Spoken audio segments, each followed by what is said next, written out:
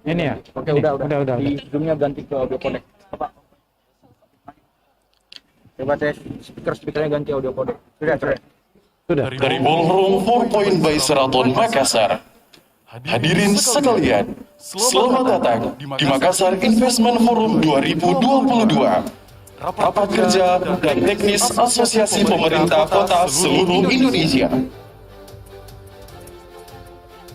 Kami persembahkan untuk Anda tari padupa dari Sanggar Seni Katangka.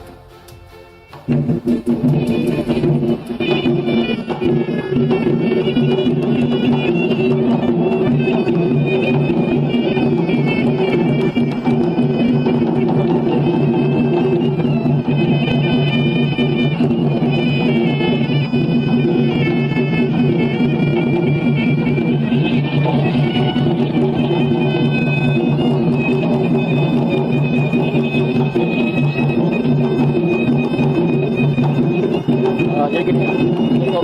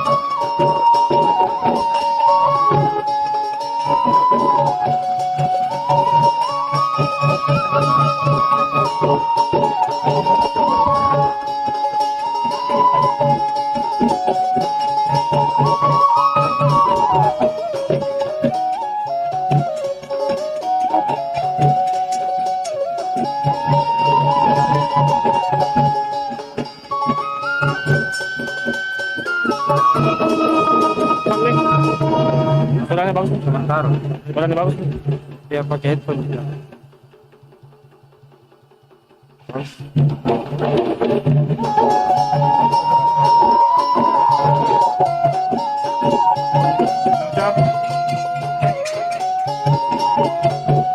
Oke, kamera 2.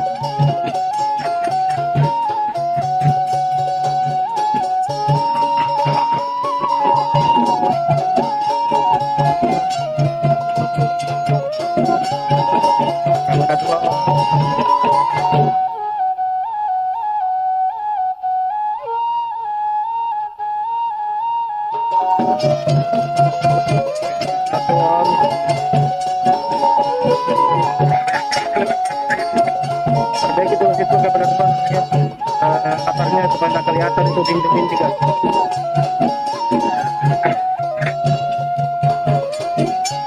Oke Kang, masih tutup lagi kamu.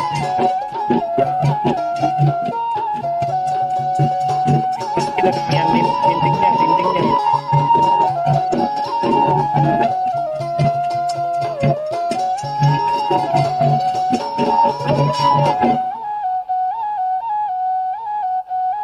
Ada nih. Kita kirim video tuh. Dapat kelihatan sifat dindingnya. Dindingnya dipaski jangan kelihatan.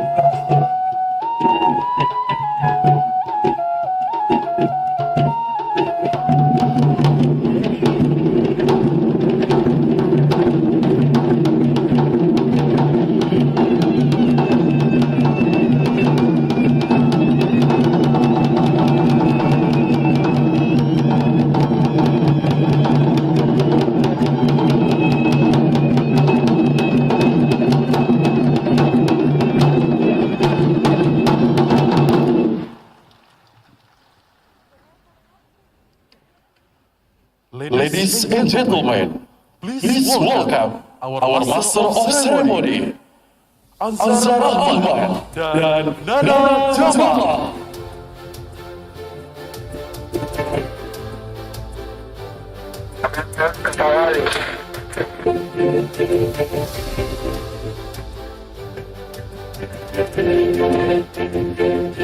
Assalamualaikum warahmatullahi wabarakatuh. Selamat pagi. Salam sejahtera untuk kita semua. Salam Om Swastiastu. Namo Buddhaya. Selamat bekerja. Yang terhormat Wali Kota Makassar, Bapak Haji Muhammad Radan Pomanto. Yang kami hormati Kepala Perwakilan Bank Indonesia Provinsi Sulawesi Selatan, Bapak Kausa Iman Karada. Yang kami hormati Ketua Apeksi 2022 atau yang mewakili. Yang kami hormati Wali Kota dan Wakil Wali Kota anggota Apeksi se-Indonesia. Yang kami hormati para bupati Sulawesi. Yang kami hormati Konsulat Jenderal Negara Sahabat. Dan para Bapak Ibu hadirin sekalian, kami ucapkan selamat datang dalam acara Makassar Investment Forum 2022. Mari kita berikan tepuk tangan yang meriah tentunya pada acara kita pagi hari ini yang luar biasa, karena tentunya Bapak Ibu sekalian kita ketahui bersama bahwa Makassar Investment Forum 2020 itu merupakan inisiatif pemerintah Kota Makassar dan didukung oleh Economic Diplomatic Corporation Forum Untuk menyelenggarakan forum investasi nasional dengan menekankan pada sektor infrastruktur dan maritim yang dilaksanakan pada tanggal 8 hingga 9 November 2022 bertempat di Hotel 4 Points by Sheraton Makassar. MIICon 2022 is the only penetrating business and investment event held by the city government of Makassar that brings together all the areas of investment across Indonesia. Yes, co-located with the National Technical Working Meeting of the Indonesia City Administration Association, this will be covered on high program investment on infrastructure and maritime sectors, while also featuring other various sectors from 98 cities across Indonesia, 70 regencies, and also 6 provinces across Sulawesi. Baik, Bapak Ibu sekalian, tentunya untuk memulai seluruh rangkaian acara kita pada pagi hari ini, mari bersama-sama kita menyanyikan lagu kebangsaan Indonesia Raya. Hadirin dimohon berdiri.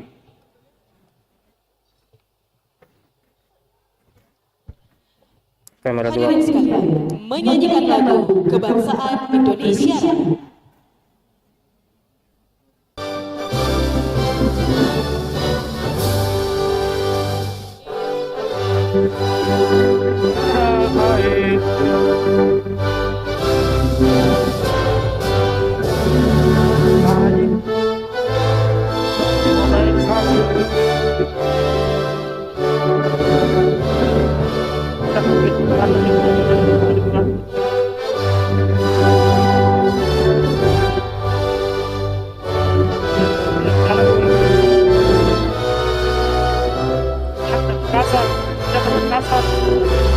Dan kita berbagi teman-teman. Oke.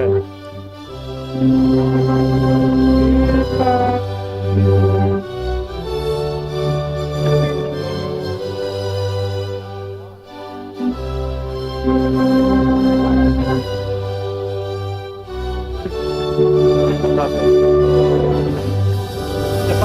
ini, cepat lambat ini.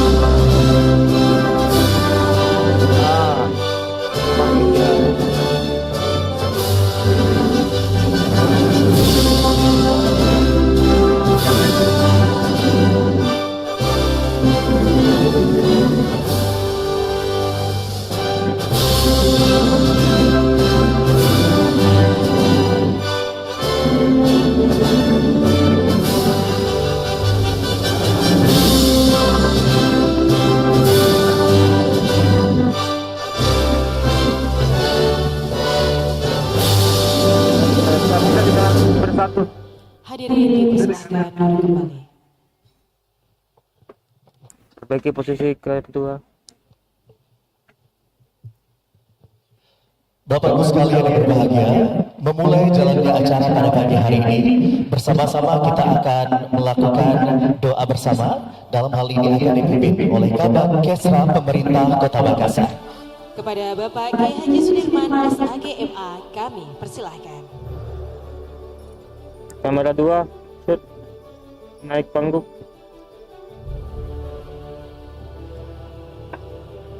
Saya ganti ke topik 1.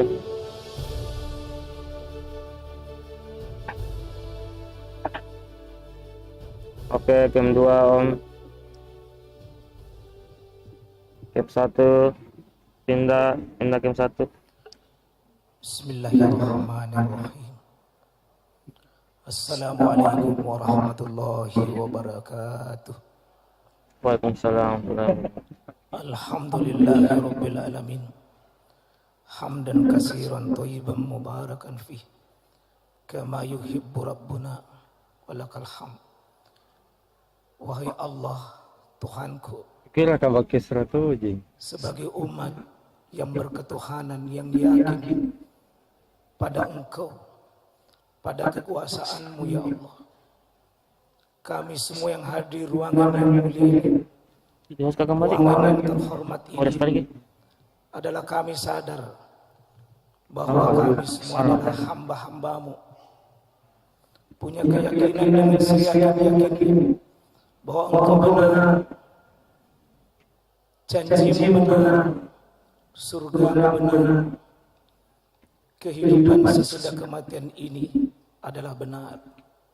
Ya Allah, wahai Zat yang maha menggenggam hidup dan mati, wahai Zat yang menggenggam seluruh kekuasaan, kemuliaan dan keberkahan, penuhi dada-dada kami, pikiran-pikiran kami, pikiran yang cerdas, yang jernih, tulus, ikhlas untuk bangsa dan negara kami ya Allah yang kami cintai.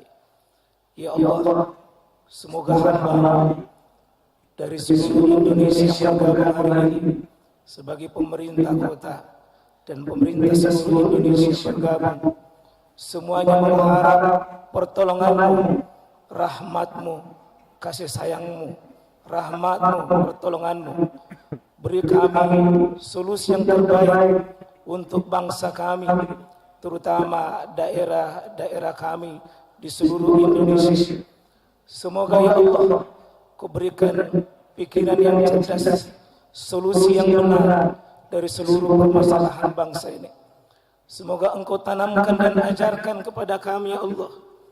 Semoga isu-isu nasional yang berkembang bisa bermanfaat untuk daerah-daerah di seluruh Indonesia. Ya Arhamar Rahimin, Engkau Maha Kasih, Engkau Maha Sayang. Engkau memberi kepada siapa Engkau ingin beri, dan Engkau mencabut siapa Engkau ingin cabut.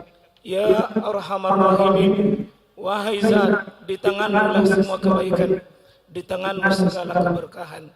Beri kami kekuatan hati, kekuatan pikiran, kekuatan fisik, jasmani dan rohani untuk bekerja baik bangsa dan negara kami, terutama pemerintah daerah seluruh Indonesia, bermanfaat untuk kebangkitan ekonomi daerah kami, khususnya Kota Makassar ya Allah.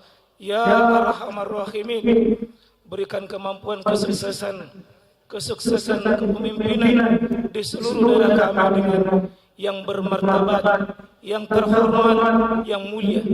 Ya Arhamar Rahimin, semoga keberkahan di daerah kami sesudah acara forum terhormat ini adalah menghasilkan keputusan yang mencerahkan bangsa kami, mencerahkan daerah kami, dan memperbaiki semakin banyak umat yang lebih baik dan lebih mulia. Ya Arhamar Rahimin, di tanganmu kebaikan, di tanganmu keberhasilan.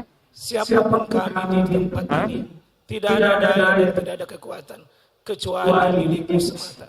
Beri kemudahan dan hilangkan segala kesulitan. Rabbana atina min ladunka rahmah wa hayyi lana min amrina rasyada. Rabbana atina fid dunya hasanah wa fil akhirati hasanah wa qina adzabannar.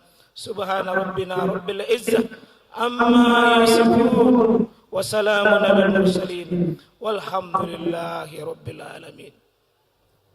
Assalamualaikum warahmatullahi wabarakatuh. Waalaikumsalam warahmatullahi taala wabarakatuh.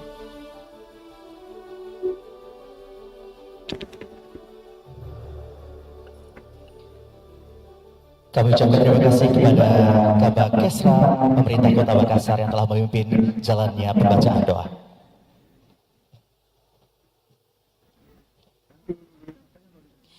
Baik Bapak Ibu sekalian, di 2022 ini tentunya diharapkan dapat menjadi wadah bertemunya proyek strategis daerah regional Sulawesi dengan para investor dalam negeri maupun luar negeri, di mana kegiatan MF 2022 merupakan salah satu rangkaian program rapat kerja teknis nasional Apeksi tahun 2022. Benar sekali, tentunya fokus sektor forum ini akan menghadirkan penekanan pada sektor maritim dan juga infrastruktur dengan memberikan peluang dan proyek investasi yang siap ditawarkan kepada para investor.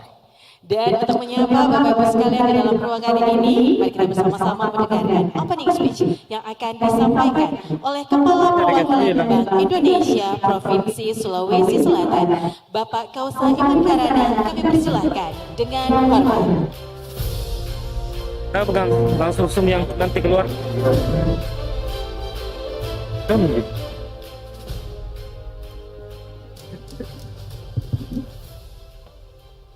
Bismillahirrahmanirrahim. Assalamualaikum warahmatullahi wabarakatuh. Selamat pagi, salam sejahtera semua. Om Swastiastu, nama budaya salam. Pertama-tama izinkan saya untuk menyapa tamu-tamu kehormatan yang tentunya juga pertama yang saya banggakan dan saya hormati Bapak Wali Kota Makassar, Bapak Muhammad, kemudian juga Bapak Ibu Bupati Sulawesi, dan juga dari perwakilan negara sahabat yang mulia hadir di sini dari Australia, Korea Selatan, Hong Kong, Jepang, Belanda, Singapura, UK, Jerman, Katalis, dan juga EDB, serta seluruh stakeholder Indonesia yang hadir pada acara Apeksi, dan juga Direktur Eksekutif Apeksi dan para pengurus Apeksi serta seluruh Raker serta Rakernis Apeksi 2022. Bapak Ibu dan hadir undangan sekalian yang berbahagia. Pertama-tama tentunya mari panjatkan puji syukur kepada Allah SWT. Pada pagi hari ini kita bersama-sama di ruangan ini nanti akan mengikuti acara yang menurut saya sangat besar, yaitu acara Makassar Investment Forum. Jadi tentunya kami dari Bank Indonesia selaku Bank Sentral Indonesia mengucapkan dan juga menyampaikan apresiasi setinggi-tingginya kepada Bapak Wali Kota Makassar atas inisiasinya bagaimana memudahkan investasi di Makassar dan Sulawesi Selatan ini. Tepuk tangan untuk Wali Kota Makassar kita ini. Bapak Ibu ada sekalian yang berbahagia, tentunya acara seperti ini perlu kita lakukan. Kenapa? Karena kita semua saat ini tahu sedang dihadapkan pada krisis global, kita tahu ada krisis energi, krisis pangan yang sedang dihadapi bersama-sama di dunia. Oleh karena itu, bagaimana kita meningkatkan investasi inilah menjadi kunci bagaimana kita bisa bertahan dan juga nanti bisa tentunya menjadi leader bagi ekonomi di Sulawesi Selatan ataupun di Indonesia ini. Tentunya beberapa event sudah dirangkai oleh teman-teman panitia dan juga terima kasih juga kepada rekan dari Economic Development Corporation atau edisi forum juga yang sudah bersama-sama dengan pemerintah Makassar untuk menyelenggarakan ini, dan juga ini sekaligus dirangkai dengan kegiatan dalam kerangka percepatan investasi, perdagangan dan juga wisata di Sulawesi Selatan. Dan dalam ini khususnya sekarang yang dilakukan di Makassar. Dan kami juga cukup bangga dan juga bahagia karena tema yang dipilih sangat tepat sekali, yaitu adalah maritim dan juga infrastruktur. Ini sangat tepat karena di sini di Sulawesi Selatan dan tentunya di Makassar dan juga timur ini maritim masih sangat potensial untuk digarap, mulai dari infrastrukturnya hingga sampai ke sumber daya alamnya seperti ikan dan sebagainya. Oleh karena itu tentunya kami dari Bank Indonesia, Bank Sentral Indonesia mendukung penuh kegiatan-kegiatan untuk mendorong investasi ini, sehingga nanti kita bisa lebih kuat lagi dalam perekonomiannya. Kita tahu bahwa baru saja dirilis pertumbuhan ekonomi di Sulawesi Selatan yang dimana kita menetap bertahan tumbuh di atas 5% hari ini, dan beberapa komponen pertumbuhannya itu adalah ditunjang dari investasi dan juga ekspor. Oleh karena itu hal ini harus kita pertahankan dengan melalui kegiatan-kegiatan semacam ini, yaitu melakukan promosi investasi, promosi perdagangan dan juga pariwisata. Berdasarkan rilis dari BPS, sudah saya sampaikan bahwa pertumbuhan ekonomi sosial pada triwulan 3 2022 itu tumbuh sebesar 5,67%. Jadi sebuah angka yang cukup bagus menurut kami di tengah-tengah ancaman krisis global. Oleh karena itu harapan kami dengan adanya kegiatan ini nanti kita bisa terus tingkatkan investasi, kita terus tingkatkan kemudian berkembang kepada pengolahan dan sebagainya, karena sektor-sektor ini nanti yang bisa secara sustain menjaga ekonomi kita, dan juga secara downstreamnya juga akan lebih banyak lagi kegiatannya, sehingga bisa mendrive perekonomian di kita, menyerap tenaga kerja, kemudian juga tentunya nanti akhirnya kepada pajak-pajak daerah. Oleh karena itu kita menyambut baik dan juga tentunya memberikan semacam karpet merah untuk para investor-investor kita ini. Sekali lagi terima kasih atas kehadiran dari para investor dan juga para perwakilan negara sahabat untuk bagaimana nanti kita memberikan ataupun menawarkan beberapa proyek yang sudah siap ditawarkan. Perlu kami informasikan bahwa kami bersama-sama dengan pemerintah provinsi dan juga pemerintah kabupaten kota termasuk Makassar sudah menyusun ataupun membentuk namanya Forum Ministri Sultra, yaitu suatu forum untuk percepatan investasi dan juga perdagangan, di mana kita secara rutin itu melakukan ataupun mencari kira-kira proyek-proyek dari Sulawesi Selatan ini yang siap untuk ditawarkan, baik untuk investor dalam negeri ataupun luar negeri. Beberapa hal yang telah kita lakukan, baru-baru ini kita juga sudah mempromosikan investasi kita ke Amerika, meskipun melalui Zoom waktu itu, dan juga baru-baru ini ke UK, ke London. Terima kasih sudah dibantu dari British Embassy. Kemudian juga di Hong Kong juga kita lakukan juga promosi itu, dan juga ke depan kita akan terus melakukan promosi juga nanti ke negara-negara lainnya. Dan saat ini kita bersama-sama nanti akan melihat ataupun menawarkan proyek-proyek yang siap untuk ditawarkan kepada para potensial investor. Semoga acara ini nanti bisa berjalan lancar dan juga menghasilkan beberapa kesepakatan, dan mudah-mudahan juga nanti bisa menghadirkan langsung investasi baik di Makassar ataupun di Sulawesi Selatan. Dengan demikian ini akan dapat mendrive perekonomian Makassar dan Sulawesi Selatan, dan harapan kami sendiri bisa mencapai ataupun mengangkat untuk Indonesia Timurnya gitu. Karena buat kami di Bank Indonesia berdasarkan asesmen kami potensi sangat besar di timur ini, dan tentunya juga malah secara singkat dapat saya katakan bahwa Indonesia Timur adalah yang merupakan masa depan Indonesia ke depan. Jadi silakan berinvestasi di Makassar ataupun di Indonesia Timur ini. Barangkali itu dari kami dari Bank Indonesia. Terima kasih. Wassalamualaikum warahmatullahi wabarakatuh dan selamat pagi. Waalaikumsalam warahmatullahi wabarakatuh. Terima kasih kami ucapkan kepada Kepala Perwakilan Bank Indonesia Provinsi Sulawesi Selatan, Bapak Kausa Iman Karana.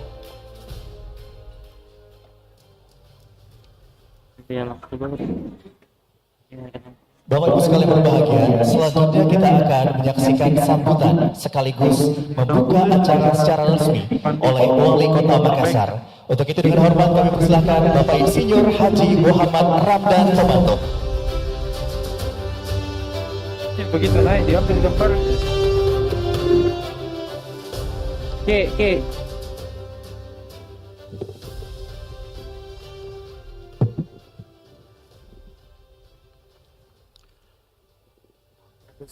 Assalamualaikum warahmatullahi wabarakatuh.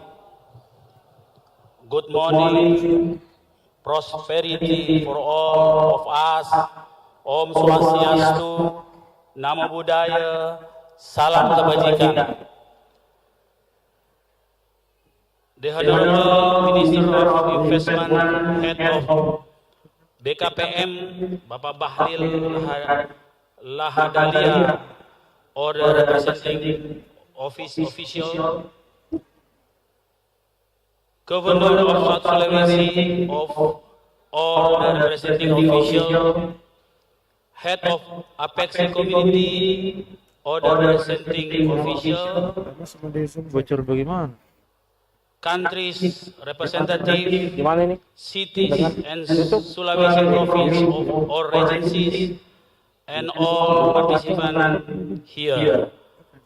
I would like to say thank you for coming to attend the Makassar Investment Forum together with the 64 city governments in Indonesia. Ladies and gentlemen, today, in the second day of the Apeksi Nasional Technical Meetings, and for the first time, we carry out an international investment forum as part of the Apeksi event. This Makassar Investment Forum seeks to increase local and regional competitiveness, improve investment flow through domestic and foreign direct investment. Considering that the need for the investment booster and expansions in increasing in the city and regencies, especially in infrastructural and maritime sector. Therefore, we take the initiative to invite 6 countries representative: Australia, UK, Singapore, South Korea, Germany, Netherlands, Hong Kong, and Japan to meet our cities and Regency College. These country representatives are bridging potential investor for us. However, we must remember keys to support investment include quality infrastructures, human capital quality, supportive regulatory framework, stable macroeconomy environment, healthy businesses environment is the key to get investor interest. Ladies and gentlemen, in order to accelerate local and regional development, in order to recover from the pandemic faster and improve the economy, we should reduce our dependency on the national funding. We need to be independent in terms of the project funding. More export are required. More investments are needed. Makassar situation is recovering, not fast but steady. Before the pandemic, the economic growth in the city show positive performance. Now, the progress is 4.47% economic growth, and then Makassar has 4.8 inflation rate. I think lower than 5. Our economic growth is more than 8% per year. Before the pandemic, we have the economic growth 8.79%, very high. And I think this is the highest in the world.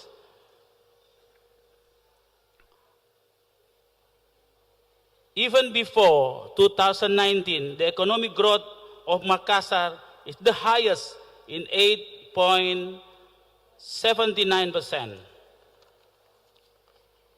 It is now the moment to grab the opportunity of the thinking forward, of planning better future by building partnership in city and the regency development. Makassar itself has several potential investment. Right now, we have the Japarate. Japarate is local language. The meaning is walk in the air. Yeah, walk in the air. Yeah. That is now one among 5 best investment project in South Sulawesi ready to offer. The investment cost is 5.1 trillion rupees, explained Japarate. We also have other potential investment.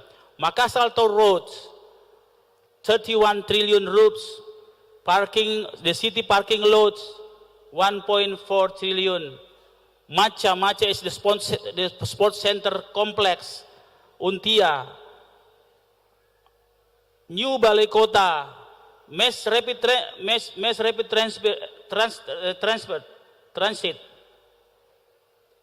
rapid transit, 30 trillions.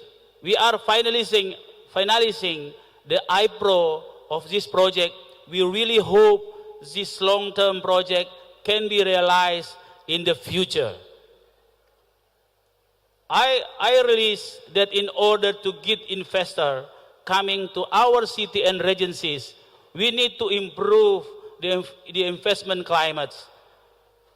The key are, we need to convince that we have quality infrastructure, human capital quality, supportive regulatory framework, stable macroeconomic environment. Makassar want to take the opportunity of becoming metropolitan closet, the new capital of Indonesia, or IKN.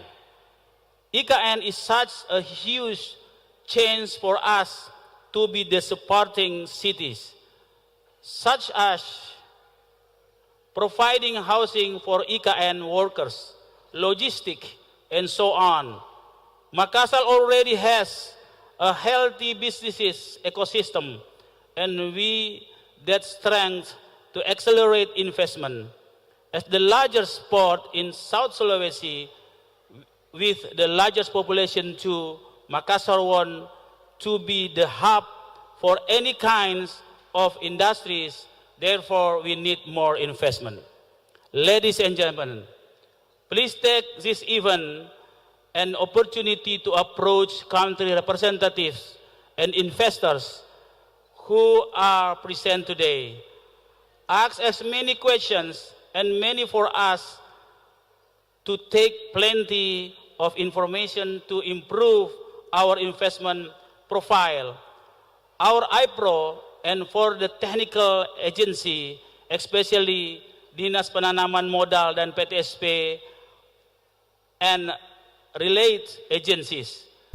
Please use tomorrow, the second day of Makassar investment, to improve our all capacity in the public-private partnership and how to prepare investment project ready to offer.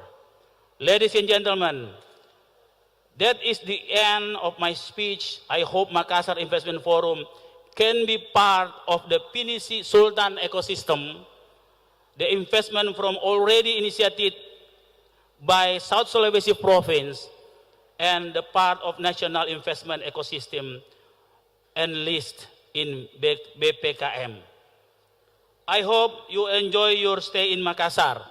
We have the tagline about the investment in Makassar. Every day is your best time, every place is your best investment. Thank you very much. Kami mohon kesediaannya Pak Wali untuk dapat langsung membuka acara ini secara resmi.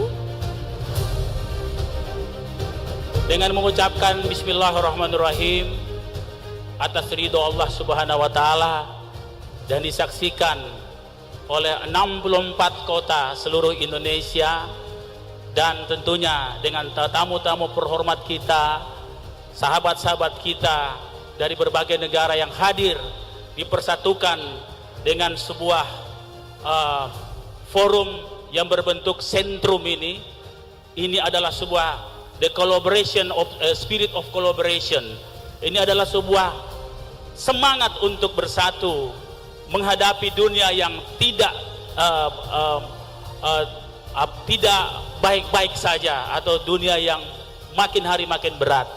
Untuk itu izinkan saya dengan mengucapkan Bismillahirrahmanirrahim, Makassar Investment Forum saya buka dengan resmi.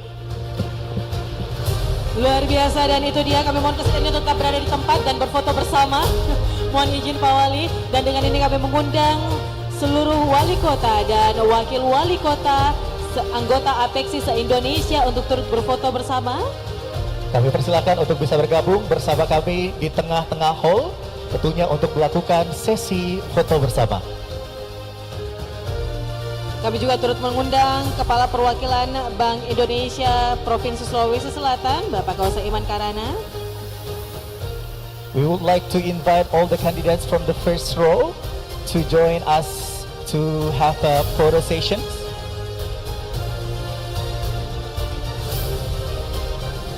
Kami mengundang sekali lagi dengan hormat para delegasi perwakilan wali kota dan wakil wali kota yang berada di row barisan pertama, juga beserta dengan Sekjen Apeksi 2022 untuk dapat berfoto bersama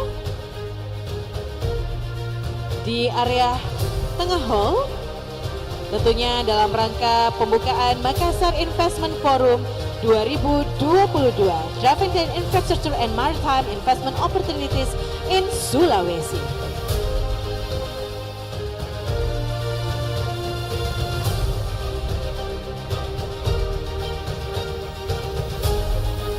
Kita lihat bagaimana luar biasanya para kepala daerah kita berkumpul tentunya dalam sebuah kegiatan yang sangat luar biasa, membicarakan bagaimana investasi di daerah masing-masing.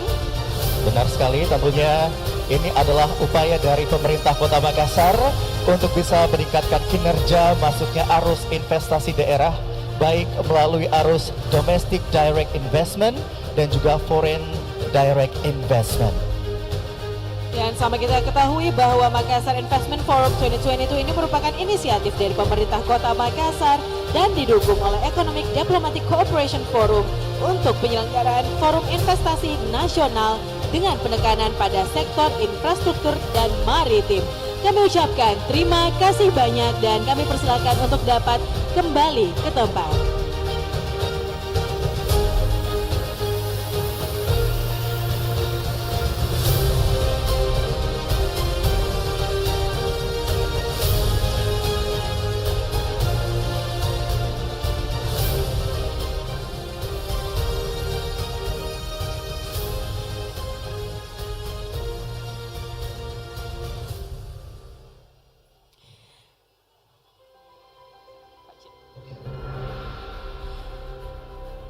Baik Bapak Ibu sekalian, telah bersama-sama kita ikuti opening ceremony dari Makassar Investment Forum 2022. Benar sekali, tentunya dengan pembukaan tadi upaya pemerintah Kota Makassar untuk bisa meningkatkan kinerja masuknya arus investasi daerah baik melalui arus DDI dan juga FDI bisa terpenuhi. Dan setelah ini kita akan mengikuti bersama-sama beberapa sesi seminar yang akan kita ikuti. Namun sebelumnya kami tutup terlebih dahulu opening ceremony dari Makassar Investment Forum 2022. Akhir kata saya Nana Jamal. Dan saya Azhar Ahmad pamit. Akhir kata wassalamualaikum warahmatullahi wabarakatuh. Salam baki, tapada salamat.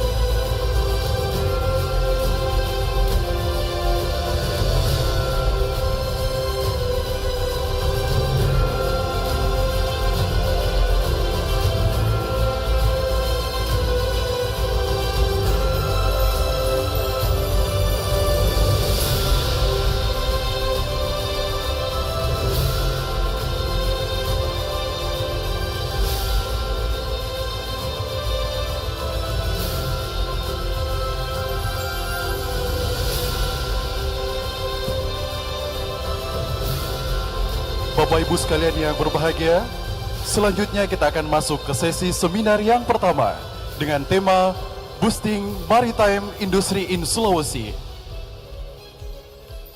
Mari kita sambut moderator kita.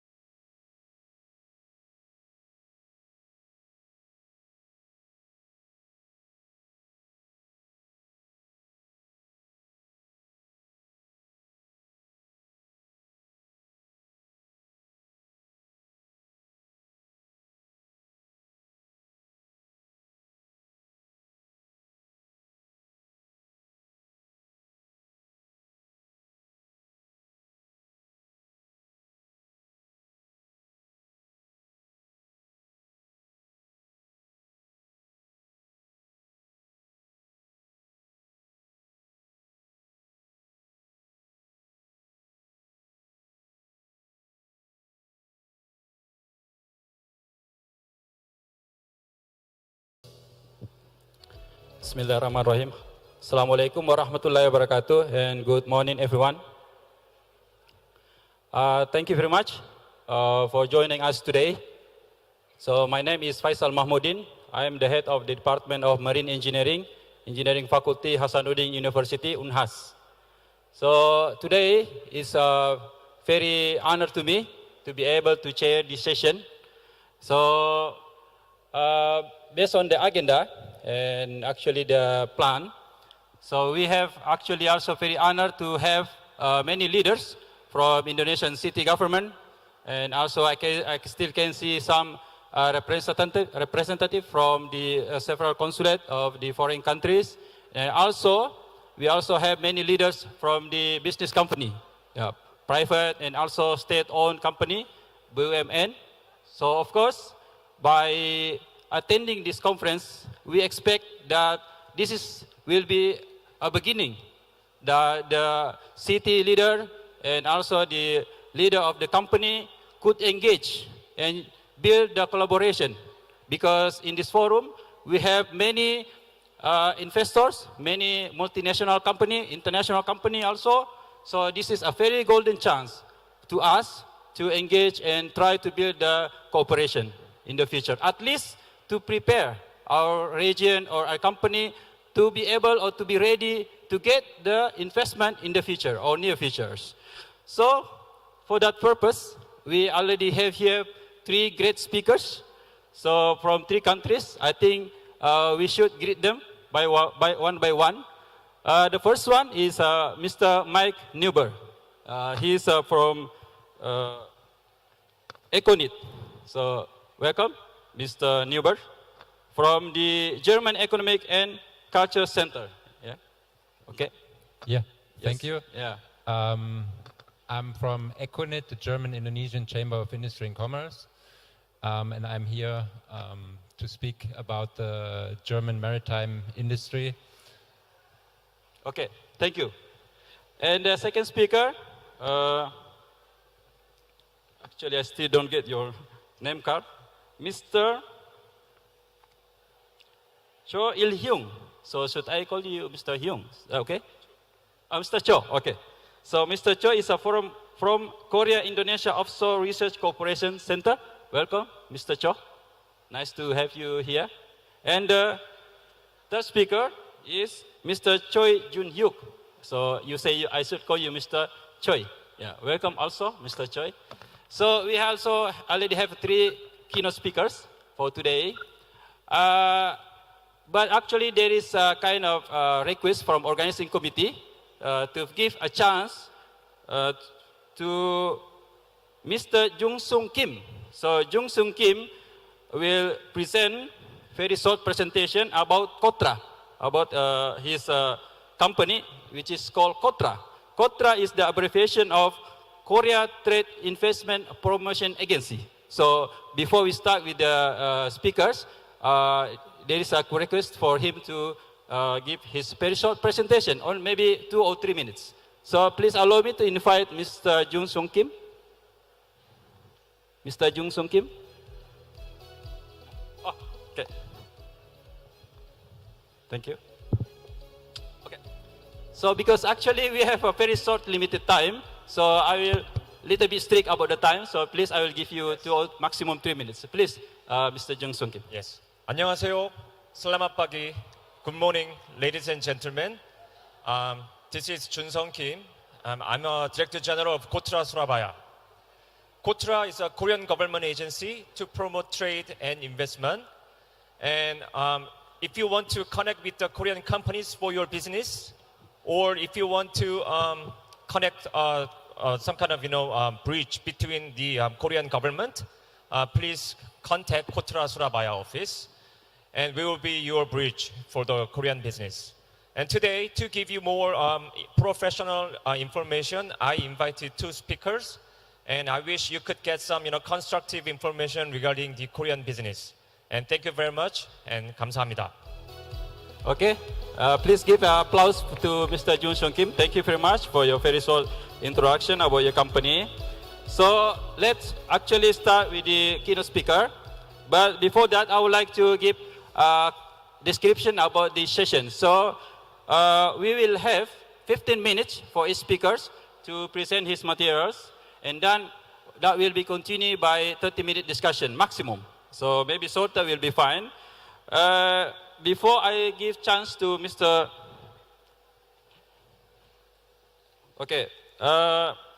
So there is a announcement from the organizing committee that if you prefer to use Bahasa, there is a translator tool in your desk. So maybe you can find the translator tool in your desk, so that maybe if you prefer to hear the lectures in English, so the presenter will translate, translator will translate the lecture today.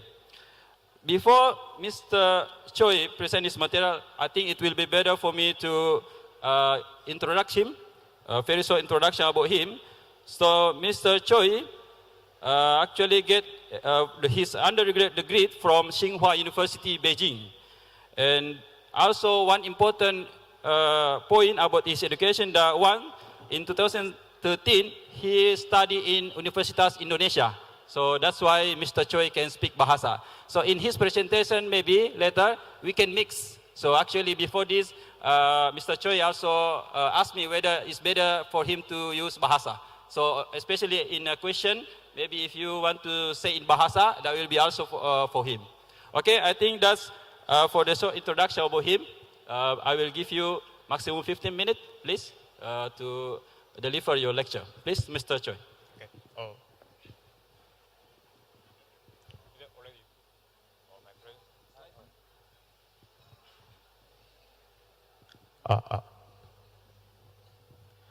Okay, thank you very much for inviting Busan Port Authority to this MIF 2022 forum. We are very happy to introduce Korea port industry and Busan Port. Okay, next.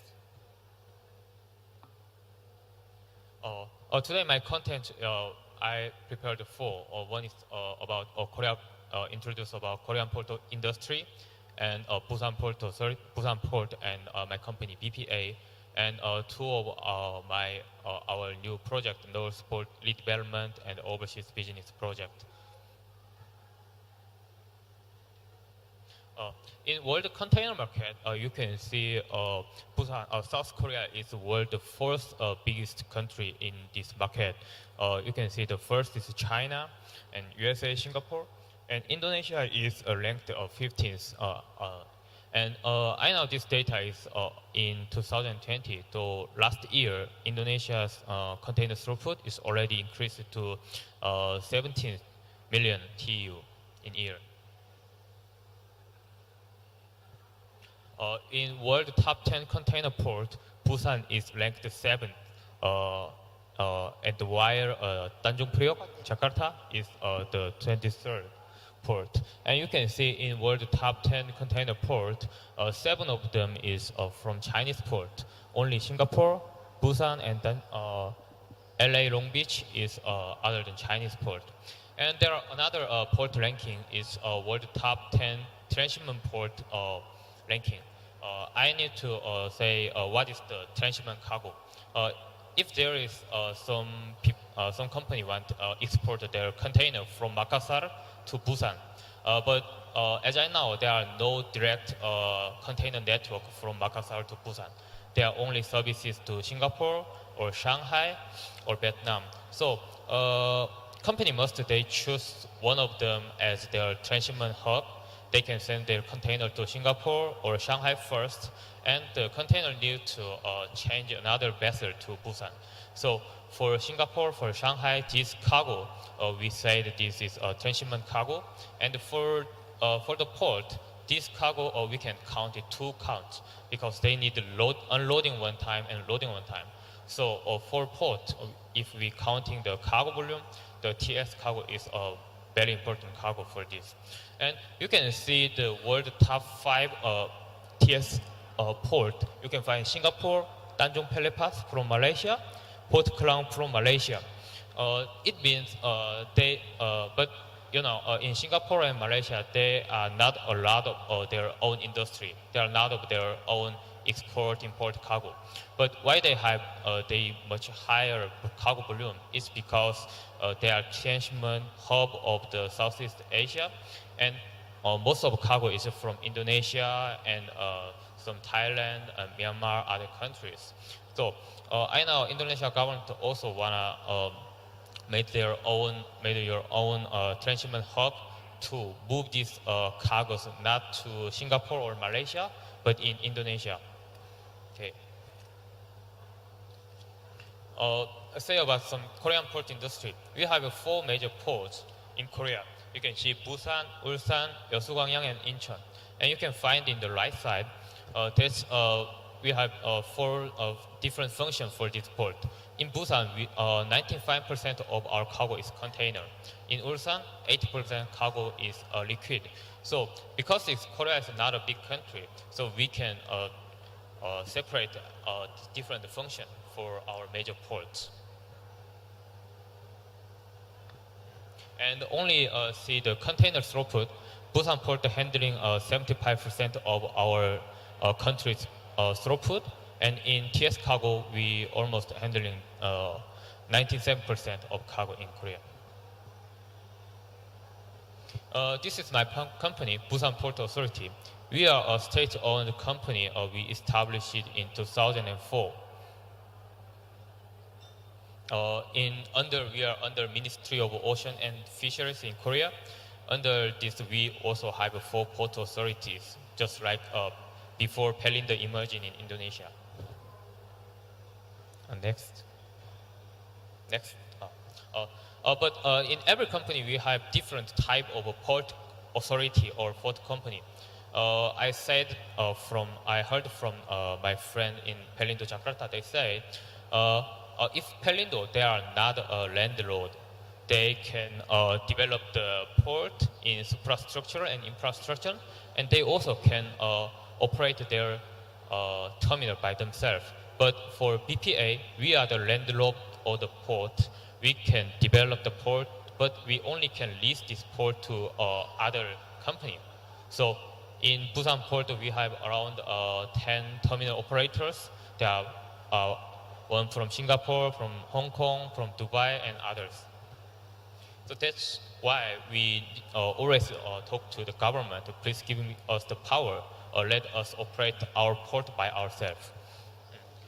In Busan port, every year we have 3 to 5% of increase of cargo. But you can see in 2017, we have almost the same export-import cargo and the TS cargo.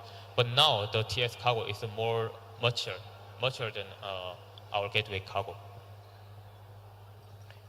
Why Busan port can attract this TS cargo? Because the most important thing is our location. We are near China, Japan, and Russia. And you can see Japan, however, they're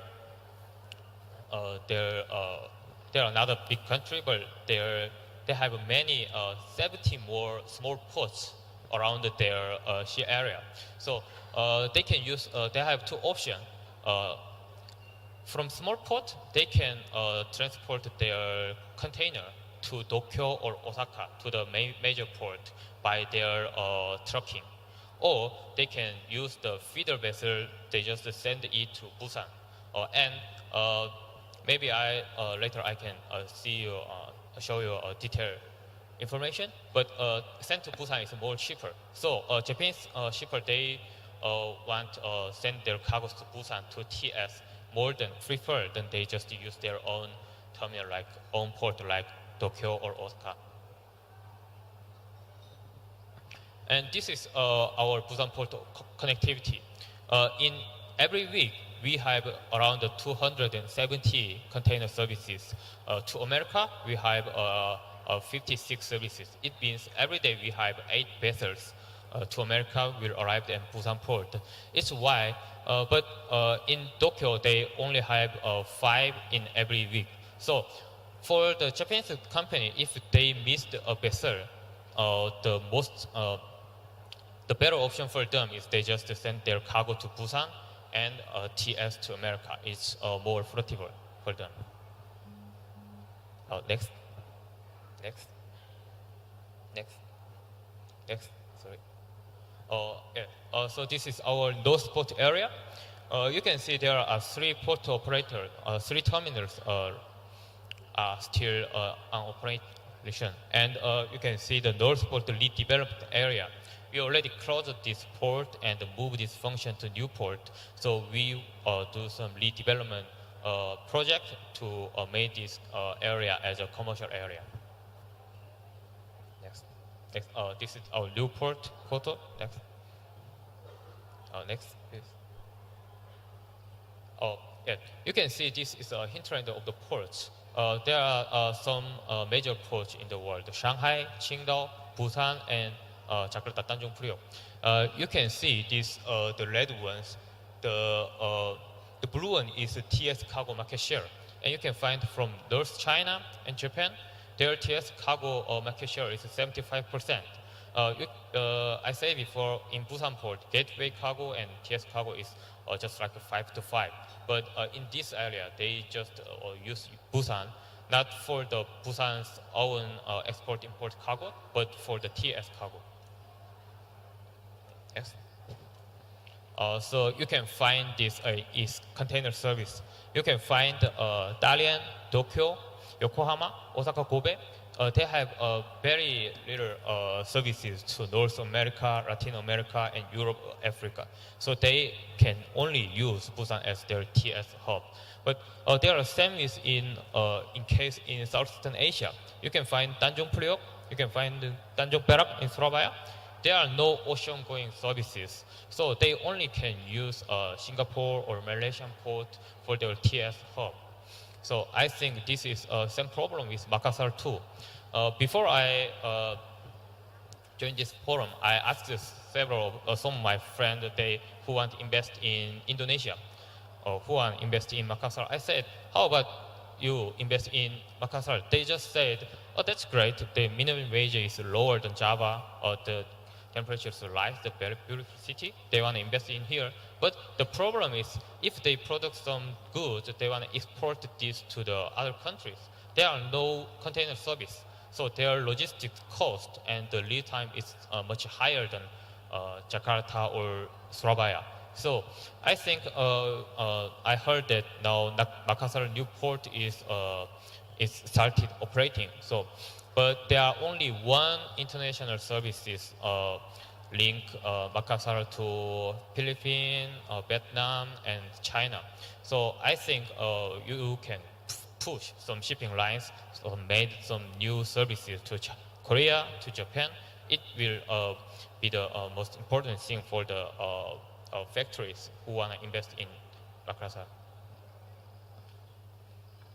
Okay, next. Next. That's the main agenda of Busan Port is already done, and this is about our two other projects. The one is our North Port Lead Development Project.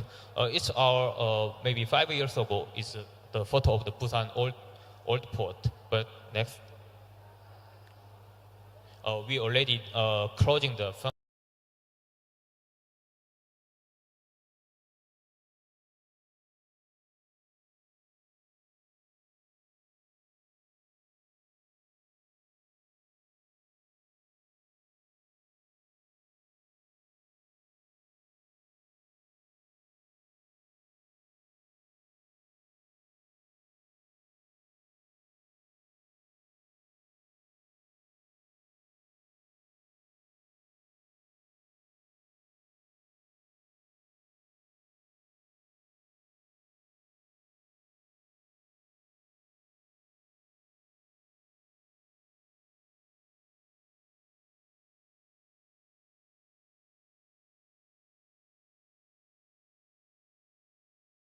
Applause to Mr. Choi.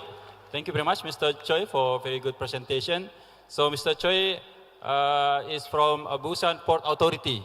Yeah, in Indonesia, maybe similar to Pelindo. PT Pelindo, I think PT Pelindo representative is also here. It's very interesting to see how the Busan Port Authority management and also the development plan. Yeah, so actually also they have kind of logistic center, yeah, in Probolinggo, Barcelona. So maybe also there is a question whether in the future maybe we can make Makassar logistic center. So this is actually the use of this event to have this kind of potential to see. Yeah, thank you very much. So I think we will finish another speaker first before we accepting the questions, Mr. Choi. So the second speaker will be Mr. Cho Il-hyung from Korea Indonesia Offshore Research Cooperation Center. So I will also introduce him a little bit. So now he is the co-director of this Cooperation Center, Korea Indonesia Offshore Research Cooperation Center. So his education is undergraduate degree or bachelor in computing and business studies in University of Warwick, UK. And then continue for master degree in mechatronic engineering at Korea Maritime and Ocean University. Yes. And also he has several position, internal and external position. For external one, he is the advisor for kind of some research institute, yeah, the Society of Naval Architects of Korea. And also I can see in his CV that he has already conducted many research and projects. So it seems like Mr. Cho is kind of has a basic scientist and research. So I think also very good, close to the university. So for the representative of university, I think it's a good chance to collaborate with Mr. Cho, maybe like invite him to be keynote speaker or something like that. So I think I will give you a chance around 50 minutes to conduct or deliver your speech. Please, Mr. Cho. Okay, thank you very much. Very good morning to ladies and gentlemen. My name is Jo Young, as been introduced, co-director of Korea Indonesia Offshore Research Cooperation Center. I'd like to, first of all, I'd like to appreciate Makassar Mayor and of course the 64 different regional governments also participating yesterday and today.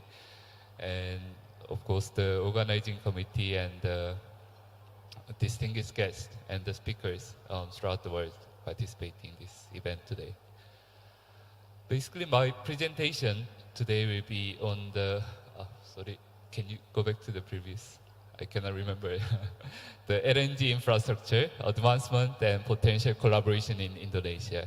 So basically I'll be talking about a bit of maritime and infrastructure together throughout my presentation. Sorry, next please. Next please.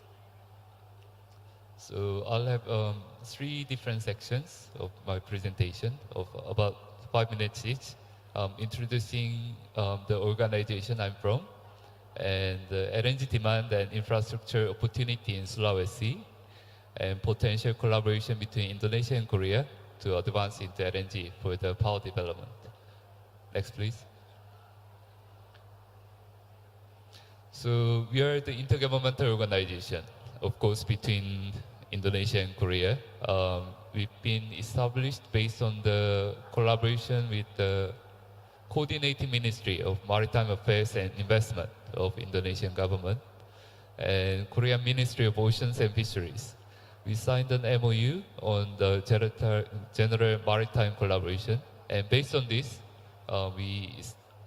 we made another implementing arrangement to operate this center, especially in the offshore sector.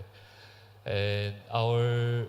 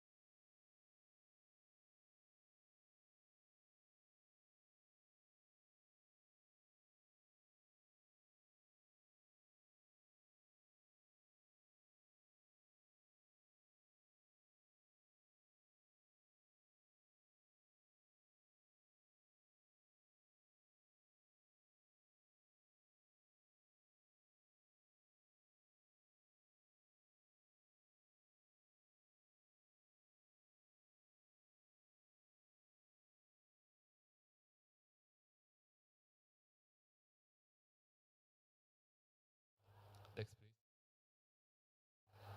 So through our study with our internal researchers, who's also sitting there, we anticipate there can be some gas allocation from Tangguh to Sulawesi region.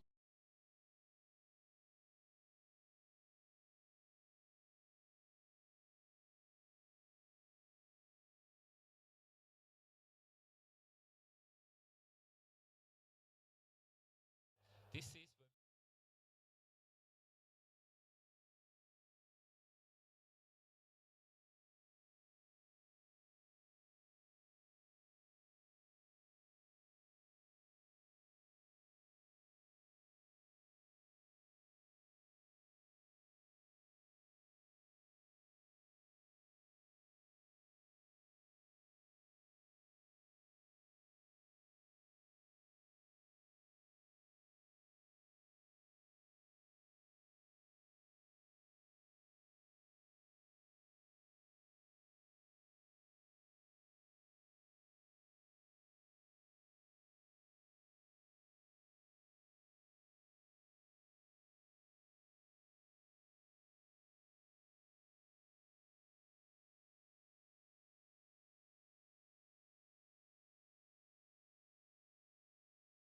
there's many nickel minings, so there should be many smelters to be developed, and which requires the clean energy to run these smelter facilities.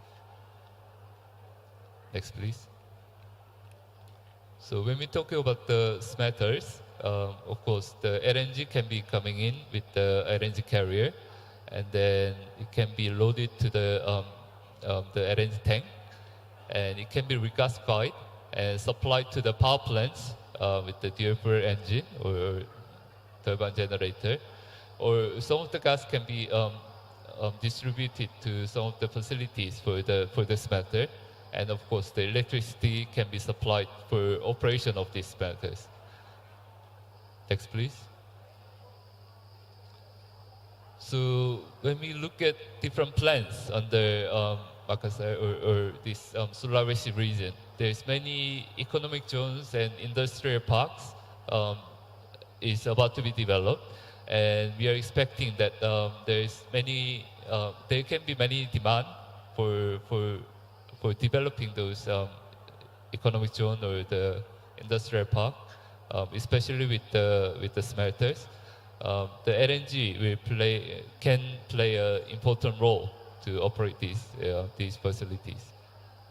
Next, please. Okay. Next, please.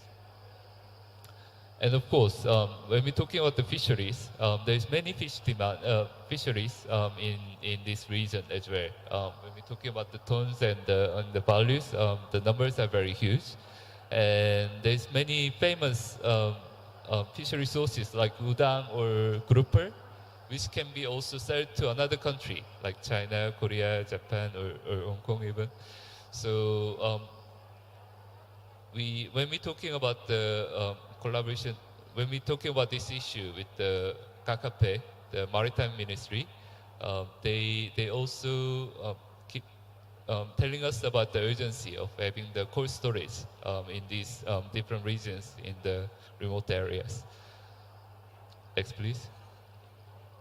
So this LNG can be used as a cold storage as well. So usually this cold energy, since the LNG is minus 160 degrees, this cold energy, when it's getting to be regasified, is mostly wasted. And nowadays in Korea, we are installing different facilities to utilize this cold energy. And when we have a look with when we do the regasification with the heat exchanger, this cold energy can be used as a cold storage or something like ice factory. It can be reutilized as well. Next, please. So this is the some of the example in Korea utilizing this cold energy with the LNG. Next, please.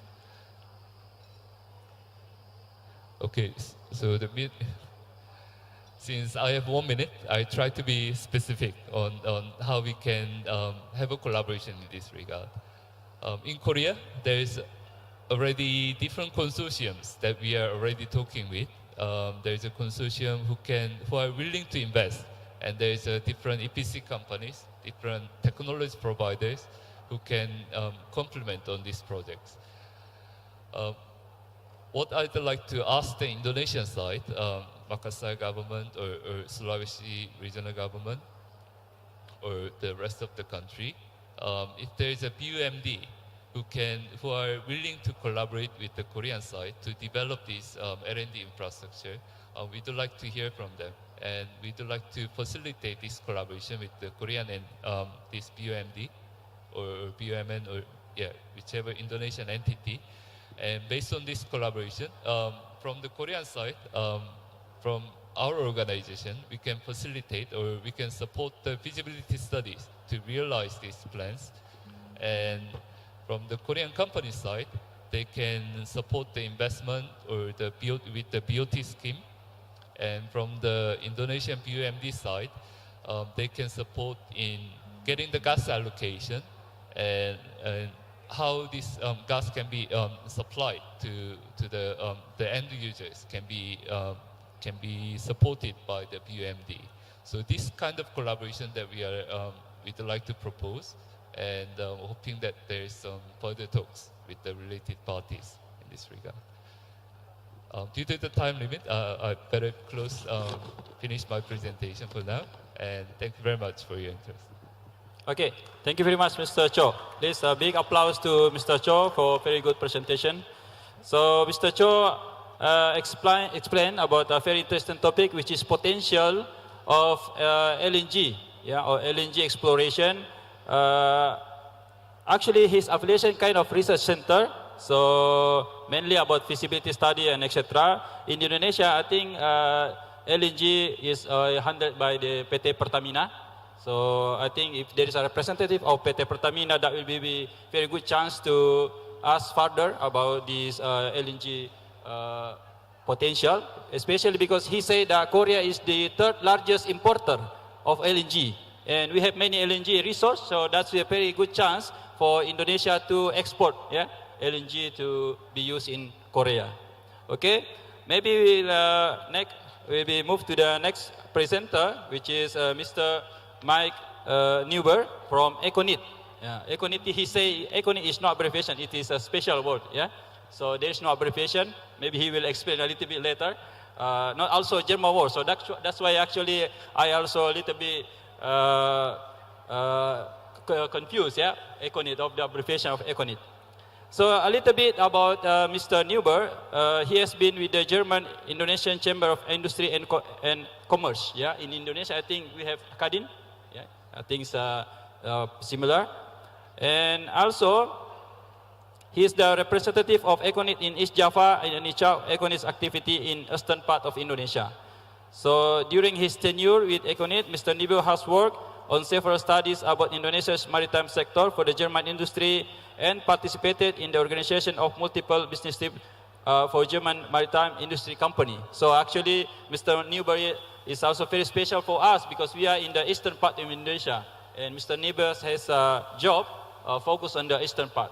So I will give chance also to Mr. Mike Neuber to present about 15 minutes. Please start. Yeah, thank you very much.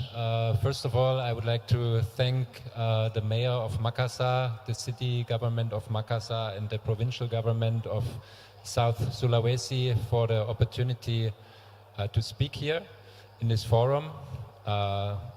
Selamat pagi semuanya. My name is Mike Neuber. I'm here to speak on behalf of the German Indonesian Chamber of Industry and Commerce, or Econit. Econit is just an artificial word. It doesn't have a particular meaning. I would like to start to give you a little bit of background of the organization. Please, the next slide. Econit acts as a strategic interface between German and Indonesian business. We are part of a worldwide chamber network that stretches over 140 locations in 92 countries. And Econet itself was established in 1970 and nowadays has about 400 members in Indonesia. Next. Our main activity is to support business cooperation and the exploration of investment opportunities in Indonesia. Besides supporting trade and investment, we also organize our members and support a variety of business services. Next. These services include business development, training and education, legal and investment consultation, event management, and Econet also runs a European business center in Jakarta, which acts as a first point of entry for European companies which want to enter the Indonesian market. Next. Our focus in recent years lies on environment topics such as renewable energy, energy efficiency, waste management, and water and wastewater management. So also this year we had projects focusing on decentralized energy supply. We invited some professionals and decision makers from Indonesia to Germany to learn about waste management in Germany. And we also built a platform, information platform on hydrogen. So this is our focus. Next year, two of our focus topics will be energy efficiency in the industrial sector and energy efficiency in traffic and transport. So next, now I would like to give you a short overview of the German maritime industry and their competence. The German maritime industry encompasses the entire value chain of shipbuilding and maritime technology. It is among the leading maritime industries in the world, and especially the supplying industry plays a major role. It exports more than 70% of its production and is the most important supplying industry for the maritime industry in the world. It's also forming the backbone of Europe's infrastructure for ship repair, maintenance, and conversion. And the whole industry is represented by the German Shipbuilding and Ocean Industries Association, VSM. Next. VSM represents more than 2,800 companies and about 200,000 skilled employees. Its members include shipyards, maritime technology and maritime equipment suppliers, as well as research and testing institutes, universities, and design and consultation companies. Next. Despite Germany not having much access to the ocean, actually the maritime industry plays a major role for the German economy. As you can see from these figures, the maritime industry produced a turnover of almost 50 billion euro in 2021 and created added value of almost 12 billion euro. And if we take external effects on investment, consumption, and on other industries into account, the numbers are even more significant, as can be seen from the numbers below. Next. As some of you might know, there has been a major shift in shipbuilding globally. Nowadays, most commercial ship production is happening in Asia, in particular in China, South Korea, and Japan. And other shipbuilding nations have to resort to niche markets. And so does the German maritime industry, the shipbuilding industry. Next. Despite this development, Germany remains the fifth most successful shipbuilding nation in the world. And this could be achieved by specializing on highly demanding and sophisticated projects, in particular on passenger vessels like large cruise ships and also mega yachts. Yeah, these are very complicated, high demanding projects.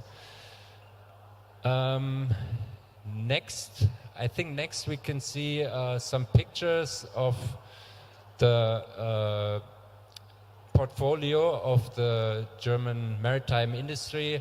I will not go into detail for all these pictures. As you can see, the main focus of the German shipbuilding industry lies on those kind of vessels, passenger vessels, like I already explained, large cruise ships, and so on. Next. Another important part of their portfolio is special purpose vessels, and in general we can say all vessels, all ships that have a high level of customization and specialization, they can be and are being built in Germany. Next.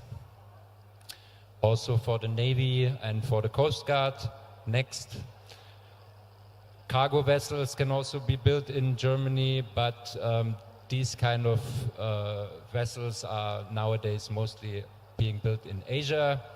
Offshore products are also important, and they are a market that will be developed more in the future because of offshore and underwater exploration. Yeah. Next. And special purpose maritime constructions like power barges, ship lift and transfer systems, and so on. Next. When it comes to ports, Germany itself has 19 relevant seaports. Hamburg Seaport is the largest of those and is at the same time the third largest in Europe. In general, German ports are well connected with the hinterland and also very well integrated in national and international logistic chains. They are very well known for a high level of professionalism, efficiency, and high level of innovation as well. Next. The whole industry puts a strong emphasis on green technology. Germany is at the forefront of the development of new propulsion systems like dual fuel and LNG, solar and e-technologies, but not just technology, also design in order to reach a higher efficiency. These are all specializations where German companies excel. Next. And as mentioned before, the German supply industry to the shipbuilding sector and in general to the maritime industry is very important. It can be found all over Germany, and it produces mostly for the export, and it's being used by shipbuilders all over the world, products from Germany. They are very well known for their high quality and longevity. And yeah, like I said, due to the high level of export, Germany is the leading maritime equipment supplying nation in the world. Next, please.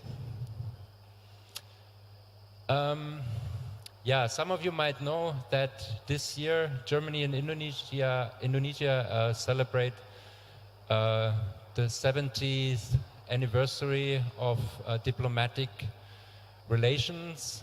The latest expression of those relations was a visit by our president, Frank-Walter Steinmeier, in June this year. And in particular in the maritime sector, there has been an agreement signed in 2017 on a bilateral maritime agenda, but the cooperation between Indonesia and Germany has a long history. Some of you might know that many of the ferries that run between the islands in Indonesia are actually products from Germany. A total of 27 ferries have been produced by the Meyer Werft. Yes. And the last 3 of them were produced in cooperation with PT PAL from Surabaya. And there has also been visits by high-ranking parliament members to the headquarters of the VSM. Econet itself has organized several business delegations for German companies from the maritime sector in recent years, the latest in 2018. In general, the German maritime industry is very keen in supporting or to support Indonesia in achieving its maritime agenda goals. And next. However, the quality and longevity of German products and services comes at a price. Please, next. So that comes at a price, and shipbuilding, financing, and those kind of projects, the financing is always a challenge. And that's why a number of prominent maritime equipment suppliers from Germany and KfW Apeksi Bank from Germany have joined forces to create GMAX. GMAX is a platform which enables access to equipment-based long-term project financing and to high-quality German equipment. Next. So basically that means ship owners or shipyards have the opportunity to access favorable financing conditions when they use German equipment. So for more information about GMAX, I refer you to their website, but we can also help to set up an individual meeting with GMAX for individual consultation.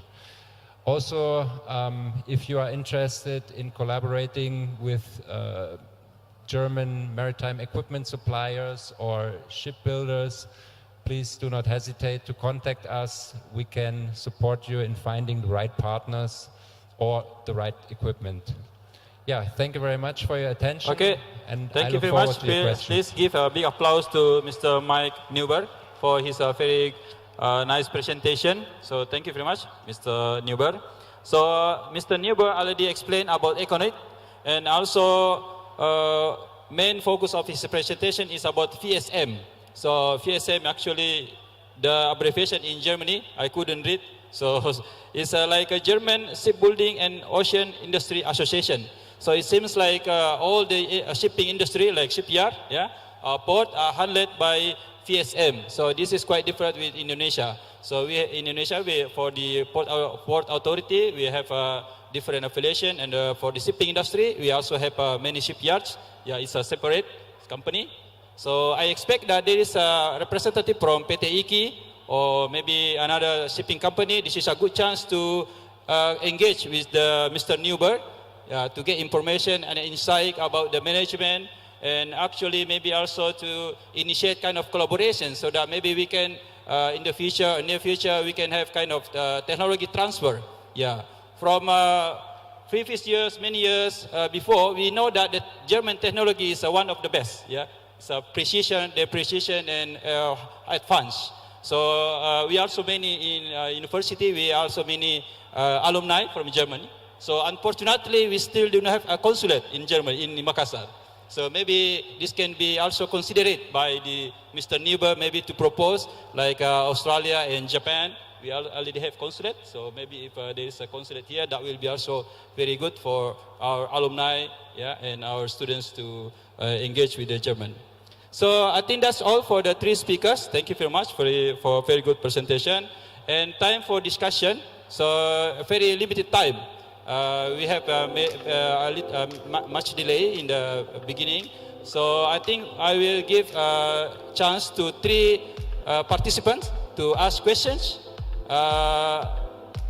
for the first round. So please raise your hand if you are interested. So I can see there's a gentleman here in the red shirt. So the second question, there is a participant for the second question. Please raise your hand. Okay, so maybe while waiting for another participant, I will give a chance to one of the participants in my right side. So please say your name and also your affiliation before asking the question. Please. Okay. Thank you so much. Good afternoon, ladies and gentlemen. My name Haji Muhammad Ibrahim from as a Secretary of Integrated and Investment Office of Mamuju Regency. I would like to say thank you so much, and I'm glad to be here. And then we are here for representing Mamuju government and invite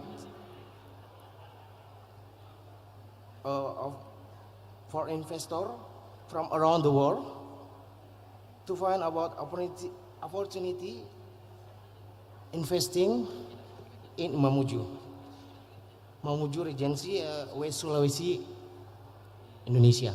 We have cacao, we have all about cocoa kelapa dalam, and then we have a lot sector, marine sector, and then we have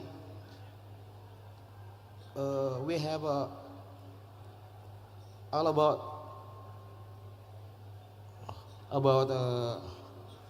I think it's okay to mix. Maybe you can say somewhat in Bahasa if that will be okay. I mean, kelapa dalam, about cacao, about tourism, and we are here for invite all around the world investor to come to Mamuju. Mamuju. Yes, we have a lot of opportunity to how to istilahnya mengembangkan Kabupaten Mamuju di bidang pertanian, juga di bidang pariwisata.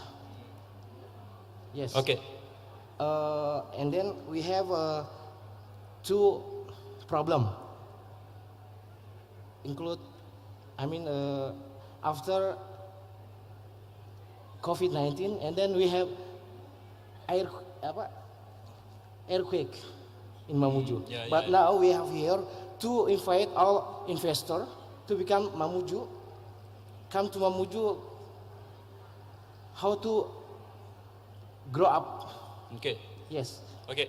I think we get your question. Yes. So he's the representative of one of the province, South Sulawesi province. So one of the West Sulawesi. West Sulawesi, and he's from Mamuju.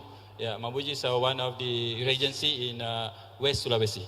So maybe you have heard several years ago there's earthquake in Mamuju. Yes. So they have problem to develop the tourism and also agriculture. So I think his question is about whether there is a chance or how to get the investor come to Mamuju, what they should prepare, or maybe if not that related to your talk, but maybe if you have any kind of information you can mention to him. So maybe I will give chance to Mr. Choi first.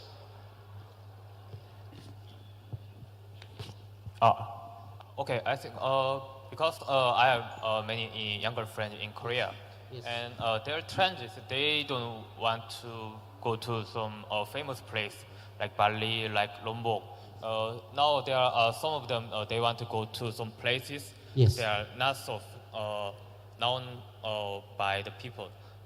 So I think maybe you can use some kind of YouTuber. Yes, there are some famous YouTubers in Korea. You can invite them to your place to some promotion. And the other one is you must make some transportation program. Yes. If there is direct flight, it's maybe the better. Solution. If we want to talk about tourism, we have talk about transportation and accommodation. Now we have a problem about earthquake. Earthquake about they are changed everything in Mamuju 1 year ago. Okay. Now we are here to invite investors from around the world to come to Mamuju. How to build again? How to make our province in West Sulawesi? How to build investasi in Mamuju to agar bisa menggeliat lagi gitu. Yes. Okay. Maybe in Korea also because of COVID-19, the whole tourism industry they have lose a lot. So now their budget is not so much. So in this time, I think you can use the government to government policy. You can contact with Korea travel agency like so, and you can talk with them about some incentives. If some travel agency, if some YouTuber want to visit your place or build some hotel or transportation, you can use the government incentives first. And after the tourist is increased, you can invite some individual private sector to invest more. Yeah. Okay. I think that's enough from maybe Mr. Chu. You have anything to add, or we directly go to another country perspective from German? Mr. Neuber, please.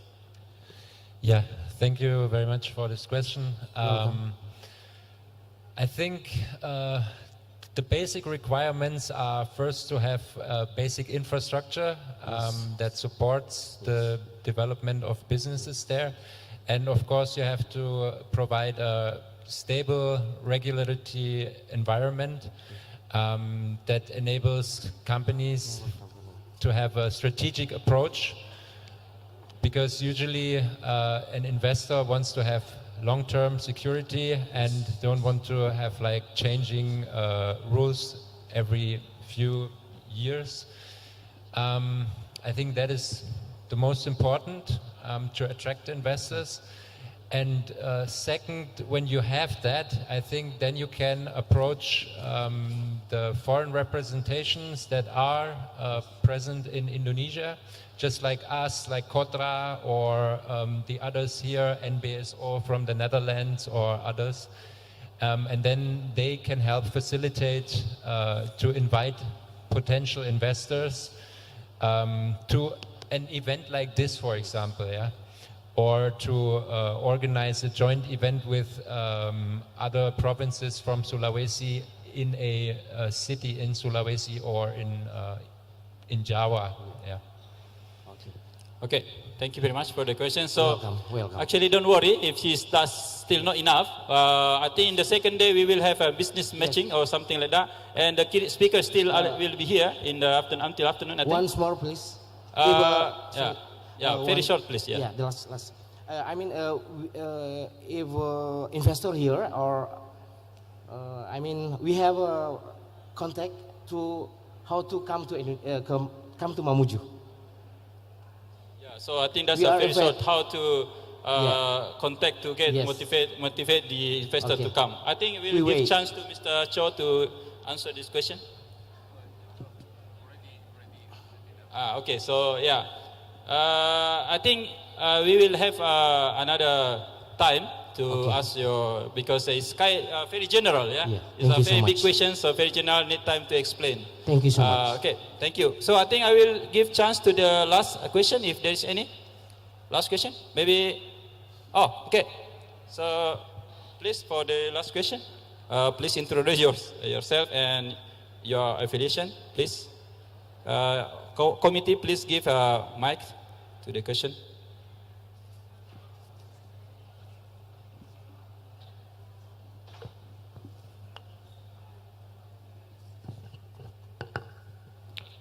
Thank you very much for this chance to give questions. My name is Beni Lonto.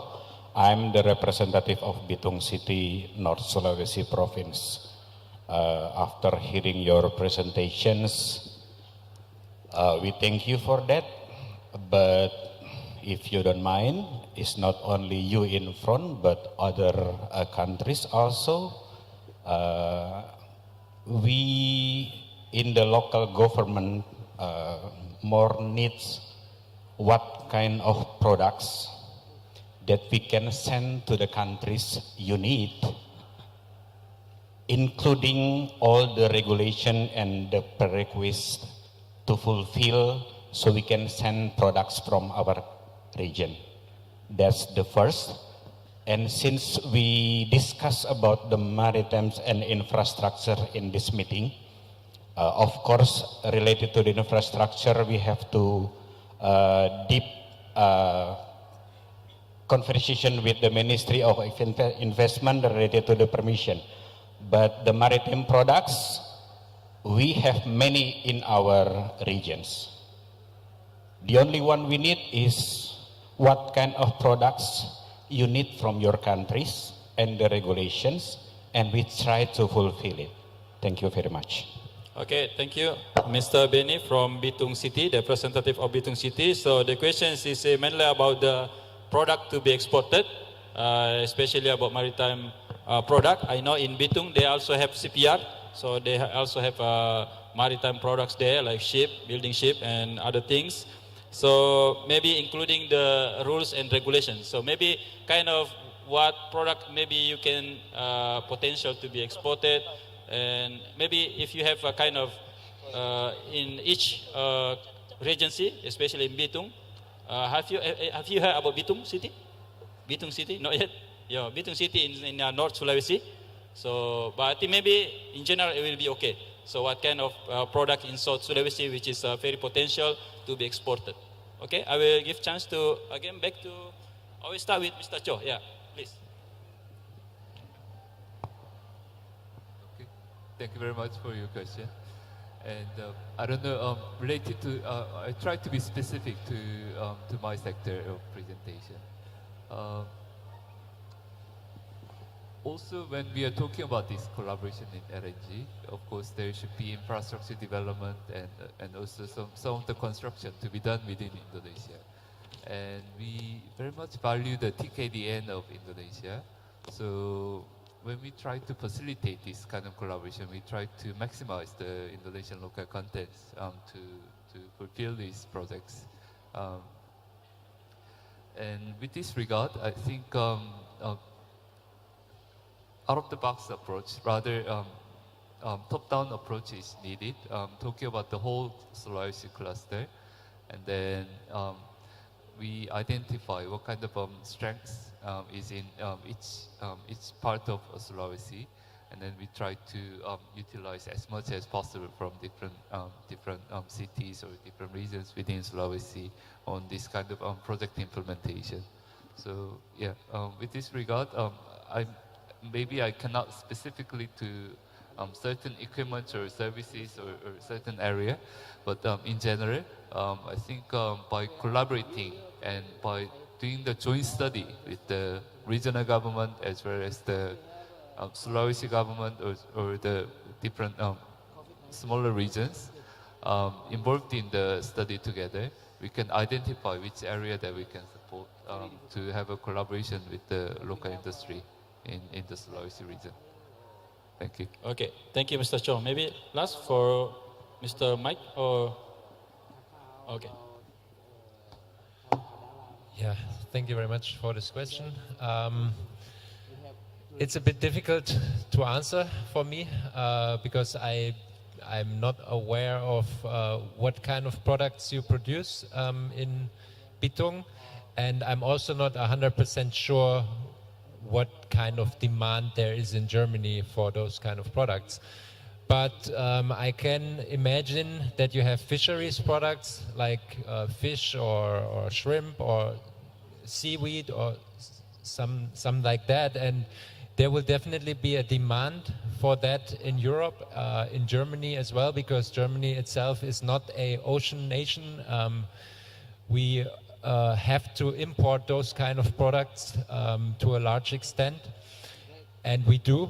And in order to be able to export to Germany, one major requirement would be to fulfill the regulations of the EU. Yeah, so if you do that, you have access to the whole European Union. I cannot give you the exact requirements because I'm also not an expert in that field, but that is something where we could perhaps in the future organize an online event where we can invite somebody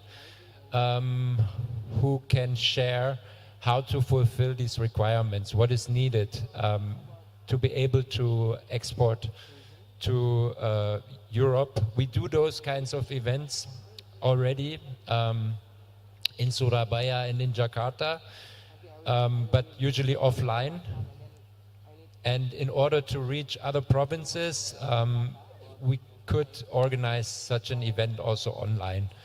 So this is my answer to this question. I hope it is a good answer to your question. Okay, thank you, Mr. Newbert. You have anything to add, or that's enough? Okay, that's enough. So I think they say that it's quite difficult to be specific because each agency has its own uniqueness, unique product. So maybe I can suggest that it's a very good chance to meet them. If you can invite them to your agency, to Bitung, and maybe you can give them like maybe bubur Manado or something, and then when they eat, they say, oh, this is very good, nice, very nice. Or maybe coffee, you ask them, bring them to drink coffee, and they say, oh, this is very good coffee.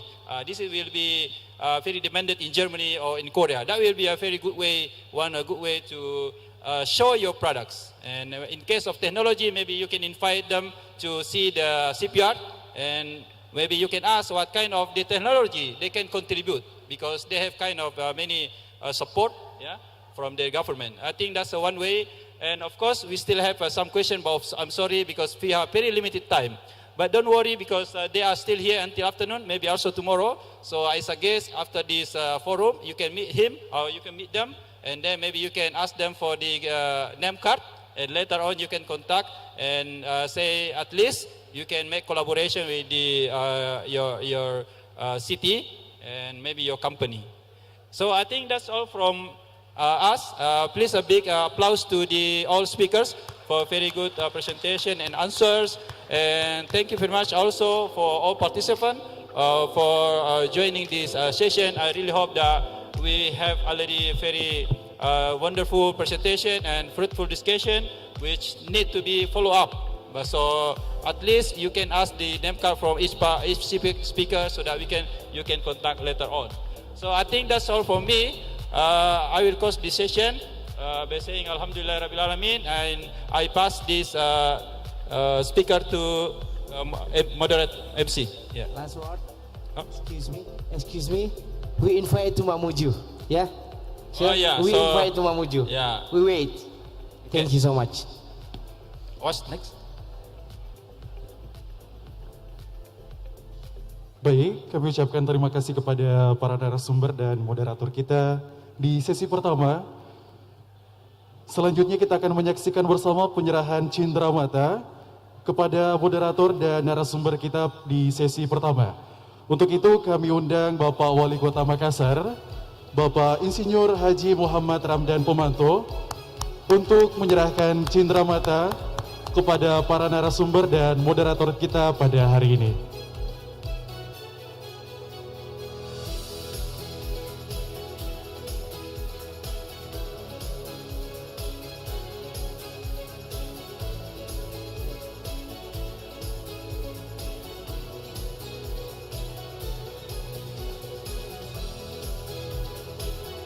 Baik, kita saksikan bersama penyerahan cindera mata oleh Bapak Wali Kota Makassar kepada moderator kita di sesi pertama, dan juga kita menyaksikan penyerahan cindera mata kepada ketiga moderator kita di sesi ketiga, narasumber kita di sesi pertama.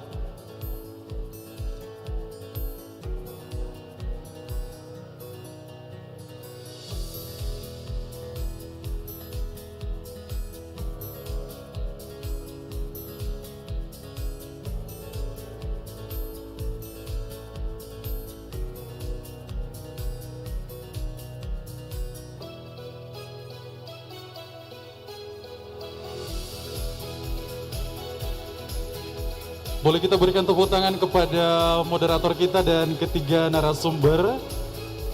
Dan akan dilanjutkan dengan foto bersama oleh Bapak Wali Kota Makassar dan moderator bersama dengan ketiga narasumber kita.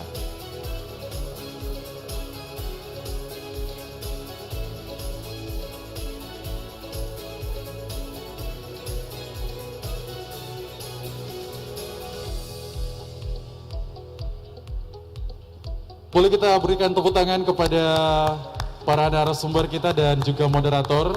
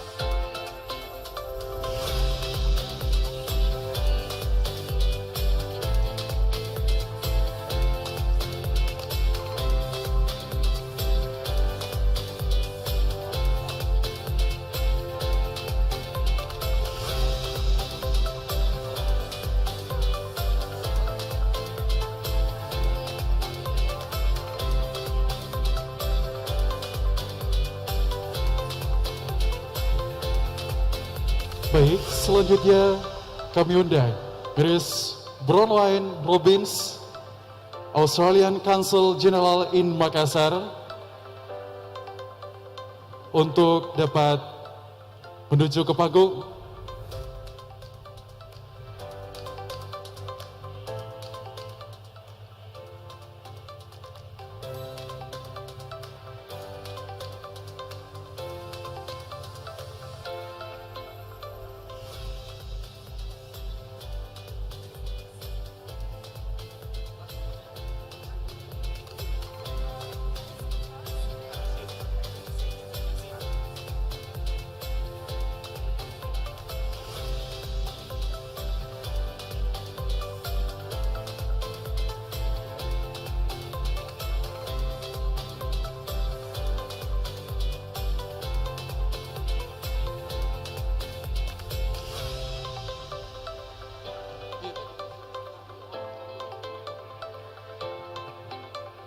Baik Bapak Ibu hadirin sekalian yang berbahagia, selanjutnya kita akan masuk ke seminar sesi kedua dengan tema Accelerating Infrastructure Development in Sulawesi. Hadirin sekalian, mari kita sambut moderator kita untuk sesi kedua, Mr. Gautama Adi Kusuma PhD from Economic Diplomatic Cooperation Forum Expert.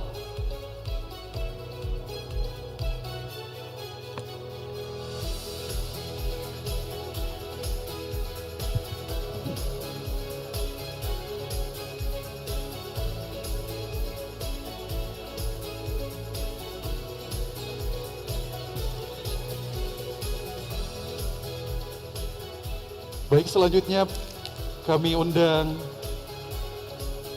pemateri selanjutnya, Miss Kate Colville.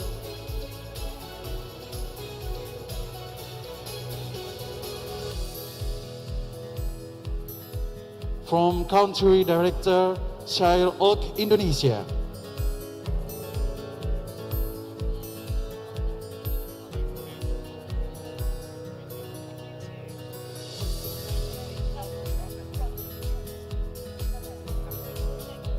Selanjutnya kami juga mengundang Mr. Sanjay Gover, PPP Speed Alice, Officer of PPP Asian Development Bank.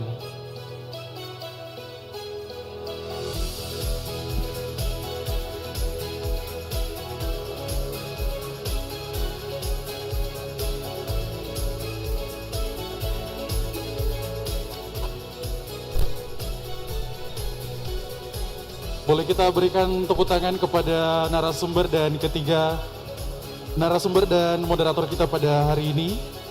Dan selanjutnya akan dipandu langsung oleh moderator kita. Kami persilakan. Assalamualaikum warahmatullahi wabarakatuh. Good afternoon, everyone. My name is Adi, and welcome to our session on infrastructure. And I'll be the moderator for this discussion. I'm very excited to be in the moderator discussion. We all know how infrastructure has become the key policy focus for the Jokowi administration, the kind of buzzword that everyone has been hearing, the kind of buzzword that everyone has been really focused on. I'm pretty sure everyone has even seen the memes on different things on infrastructure. So under this administration, we have seen a marked difference on infrastructure focus, a large increase in spending to develop the infrastructure, ranging from maritime, energy, food sufficiency, or logistical distribution network, or even human capital quality such as health and education related. So I think this steady commitment is also reverberating to different cities and also regencies or kabupaten kota, that their spirit is to try to develop a better infrastructure for the people in their region. So in this case, I appreciate Pak Wali Kota Makassar for paying such a close attention to infrastructure development. He has the vision to understand that the strategic significance and importance of development, infrastructure development would be beneficial to increase economic opportunities and life quality in the region. I also hope that other city governments, regencies would be able to use this opportunity to engage, to have discussions, to learn from other places on lessons that would be very beneficial to the development of infrastructure in their regions. But before we start our discussion, I'd like to introduce our panelists. First is Ibu Bronwyn Robbins. She is the Consulate General of Australia to Indonesia. And a small fun fact, or not just a small, Ibu Bronwyn loves Makassar food. She loves pisang ijo, maybe everyone knows pisang ijo here. And she also loves some good Makassar seafood. She enjoys Makassar through its diverse culinary experience. She also enjoys, I get that you also love diving. So Indonesia has, of course, we all know, a lot of places that would be very enjoyable for a diver. The next one is Ibu Kate Coville. Kate Coville is of Shire Oak International, and she has years of experience in developing green energy in Indonesia. A small fun fact about her: she just moved to Bali, if I'm not mistaken, and then she also loves diving. So you both have similar, interest in diving, and she commutes. I want to say commute, but she travels from Vietnam, Jakarta, and Bali to do the business of Shire Out. Thank you for being here. And the last is Pak Sanjay Grover. Pak Sanjay Grover is the Public-Private Partnership Specialist, Office of PPP in EDB. Pak Sanjay Grover is the unit head of the Creating Investable Cities Initiative at the Asian Development Bank. So he really knows what he's talking about when it comes to public-private partnerships.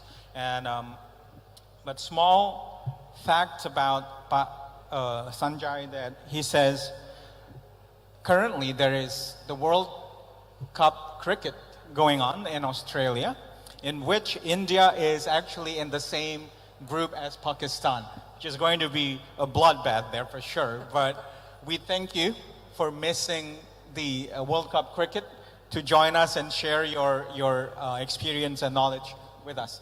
Thank you. Please, the stage is yours, Ibu Konjan. Terima kasih.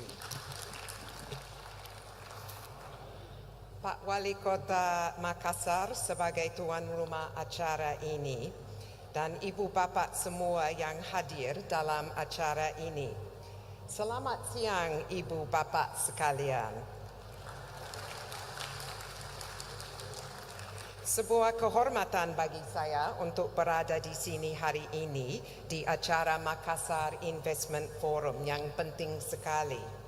Sebagai Konsul Jenderal Australia di Makassar, serta atas nama pemerintah Australia yang bertanggung jawab di 11 provinsi di Indonesia bagian timur, saya sangat berkomitmen untuk memperdalam peluang kerjasama perdagangan dan investasi di wilayah ini. Perdana Menteri Australia, Anthony Albanese, memilih Indonesia untuk kunjungan pertama bilateralnya 15 hari setelah dilantik. Beliau didampingi oleh Menteri Luar Negeri, Menteri Perdagangan dan Pariwisata, dan Menteri Industri dan Sains, serta para pemimpin bisnis Australia. Kunjungan bersejarah ke Jakarta dan Makassar itu menegaskan bahwa pemerintah Australia sangat berkomitmen untuk bekerja dengan Indonesia dan melanjutkan sejarah panjang kerjasama dan persahabatan kedua negara kita. Ada keinginan yang kuat untuk meningkatkan perdagangan dan investasi antara kedua negara kita. Perdana Menteri Albanese telah menjadikan Indonesia sebagai mitra utama strategi perdagangan pemerintah Australia. Dan keinginan untuk meningkatkan perdagangan dan investasi dengan Australia disambut baik oleh pemerintah Indonesia.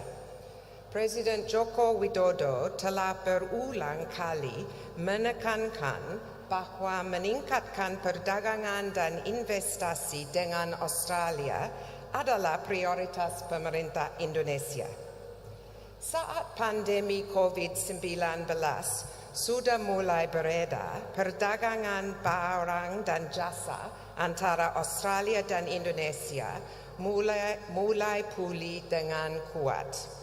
Perdagangan dua arah telah berkembang. Namun, pendorong pertumbuhan yang sebenarnya adalah perusahaan-perusahaan Indonesia yang menggunakan komoditas Australia seperti biji besi untuk menghasilkan produk-produk bernilai tambah di Indonesia. Perusahaan Australia, BlueScope Lysat, yang ada di sini hari ini, adalah perusahaan manufaktur baju premium yang menggunakan salah satu teknologi baja ringan terbaik untuk membangun infrastruktur. Hal ini menciptakan lapangan kerja dan peluang ekspor bagi Indonesia. Yang menarik dalam sesi kita hari ini, Australia sangat ingin bermitra dengan Indonesia dalam kerjasama investasi infrastruktur. Ada banyak hal yang sudah dilakukan bersama oleh kedua negara kita. Jadi, hari ini saya ingin berbicara tentang apa yang sedang kita lakukan untuk mencapai hal ini. Pertama-tama, saya ingin menyampaikan tentang Perjanjian Ekonomi Komprehensif Indonesia-Australia atau IACEPA yang mulai berlaku sejak 5 Juli 2020. Kerjasama ini adalah inti dari kerjasama ekonomi bilateral kita di tingkat pemerintah. IACEPA adalah perjanjian komprehensif berkualitas tinggi yang memberikan secara komersial bagi kedua negara yang mencakup perdagangan barang dan jasa serta investasi. Pada bagian investasi, IACEPA menyetujui tingkat kepemilikan yang menguntungkan kedua belah pihak di berbagai sektor yang memberikan jaminan kepastian dan juga membuka peluang untuk investor Indonesia ke Australia. Yang berarti investor dari kedua negara dapat melakukan aktivitas bisnis dengan kepastian dan kepercayaan yang lebih besar. Ini akan membantu menarik investor di bidang yang diinginkan Indonesia, seperti energi, pengelolaan air limbah dan transportasi dan lain-lain. Pemerintah Australia terus mempromosikan kepada komunitas bisnis Australia mengenai peluang perdagangan dan investasi di Indonesia. Serta Badan Perdagangan dan Investasi Australia atau Austrade yang perwakilannya mengunjungi Makassar baru-baru ini telah melakukan sejumlah pertemuan bisnis dengan berbagai sektor industri. Kami juga telah menerbitkan dokumen yang disebut Blueprint for Trade and Investment atau Cetak Biru Perdagangan dan Investasi yang menjelaskan secara rinci peluang yang ada di Indonesia. Salah satu program khusus yang dapat membuka potensi ekonomi yang besar antara Australia dan Indonesia adalah program kerjasama ekonomi IACEPA yang lebih dikenal sebagai Catalyst. Catalyst adalah program pengembangan perdagangan dan investasi yang berfokus secara komersial yang didukung oleh pemerintah kedua negara. Dan tim Catalyst ada bersama kita hari ini dan saya mendorong ibu bapa sekalian untuk dapat berbicara dengan mereka tentang ide kerjasama bisnis. Dan ikut sesinya nanti sore. Di saat Catalyst menyediakan keahlian dan inovasi untuk memaksimalkan peluang IACEPA, Australia dan Indonesia juga berkolaborasi dalam program dengan fokus pada infrastruktur. Kemitraan Indonesia-Australia untuk infrastruktur atau KIAT adalah kemitraan antara pemerintah Australia dan Indonesia untuk mendukung pertumbuhan ekonomi yang berkelanjutan dan inklusif melalui peringatan akses infrastruktur bagi semua orang. Di Makassar, KIAT telah memberikan hibah melalui Monash University untuk pelaksanaan revitalisasi permukiman informal dan lingkungannya dikenal dengan program RISE. Dan melalui KIAT, Australia juga mendukung PAMSIMAS, Program Nasional Pemerintah Indonesia untuk penyediaan air minum dan sanitasi pedesaan.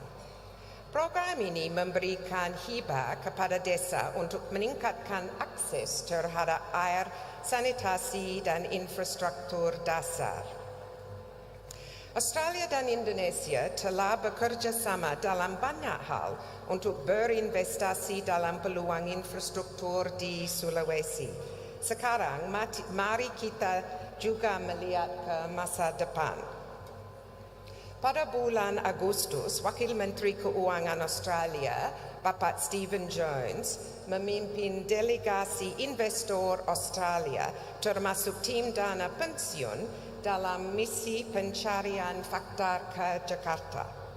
Dana pensiun Australia berjumlah lebih dari $1 triliun Australia dan tim dana pensiun tersebut mencari peluang investasi di Indonesia, termasuk dalam proyek infrastruktur yang menawarkan tingkat pengembalian jangka panjang yang stabil, seperti jalan tol, bandara atau pelabuhan. Dana pensiun Australia, seperti semua investor Australia, melihat faktor-faktor tertentu saat memutuskan di mana akan berinvestasi. Mereka mencari lebih dari sekadar pengembalian investasi yang baik. Mereka mempertimbangkan faktor-faktor seperti peraturan yang stabil dan metode yang transparan dan adil untuk menyelesaikan perselisihan kontrak. Itulah mengapa sangat penting bagi Australia dan Indonesia untuk bekerja sama melalui IACEPA yang telah disepakati dan dengan program seperti Catalyst dan Kiat yang telah saya sampaikan, dan untuk membantu bisnes yang ingin melakukan investasi. Saya tidak bisa mengakhiri sambutan saya pagi ini tanpa membahas hal lain yang sangat penting dari forum ini, energi terbarukan. Australia dan Indonesia adalah produsen batu bara utama dan masih bergantung pada bahan bakar fosil untuk kebutuhan energi kita. Karena kedua negara kita berusaha untuk meningkatkan penggunaan energi terbarukan, ada banyak hal yang dapat kita pelajari dari satu sama lain. Pemerintah Australia juga ingin memprioritaskan kerjasama energi terbarukan di masa depan, termasuk melalui peningkatkan kemitraan kami di Asia Tenggara untuk membantu negara-negara termasuk Indonesia bertransisi ke nol bersih. Ini termasuk melalui pembentukan infrastruktur baru dan kemitraan iklim dengan Indonesia senilai $200 juta Australia. Kami sedang merancang program untuk dana tersebut dan berharap dapat mengumumkan secara lebih spesifik mengenai bagaimana program ini akan beroperasi. Saya bangga menjadi perwakilan Australia di Makassar karena saya tahu bahwa Indonesia tidak hanya Jawa dan Bali, dan terutama karena pertumbuhan dan peluang di daerah ini. Saya tahu bahwa dengan melanjutkan kerja baik yang telah kita lakukan bersama, dan dengan ide-ide yang akan dihasilkan oleh forum investasi ini, kita benar-benar dapat terus mendorong investasi di Sulawesi. Let's continue to work together to help our two economies grow together. Terima kasih. Thank you, Ibu Bronwyn. For next, Ibu Kate.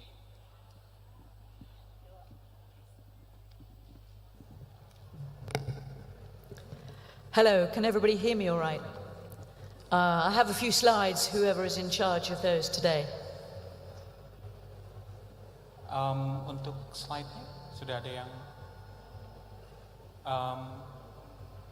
hold on. Slide-nya sudah disiapkan? Hold on.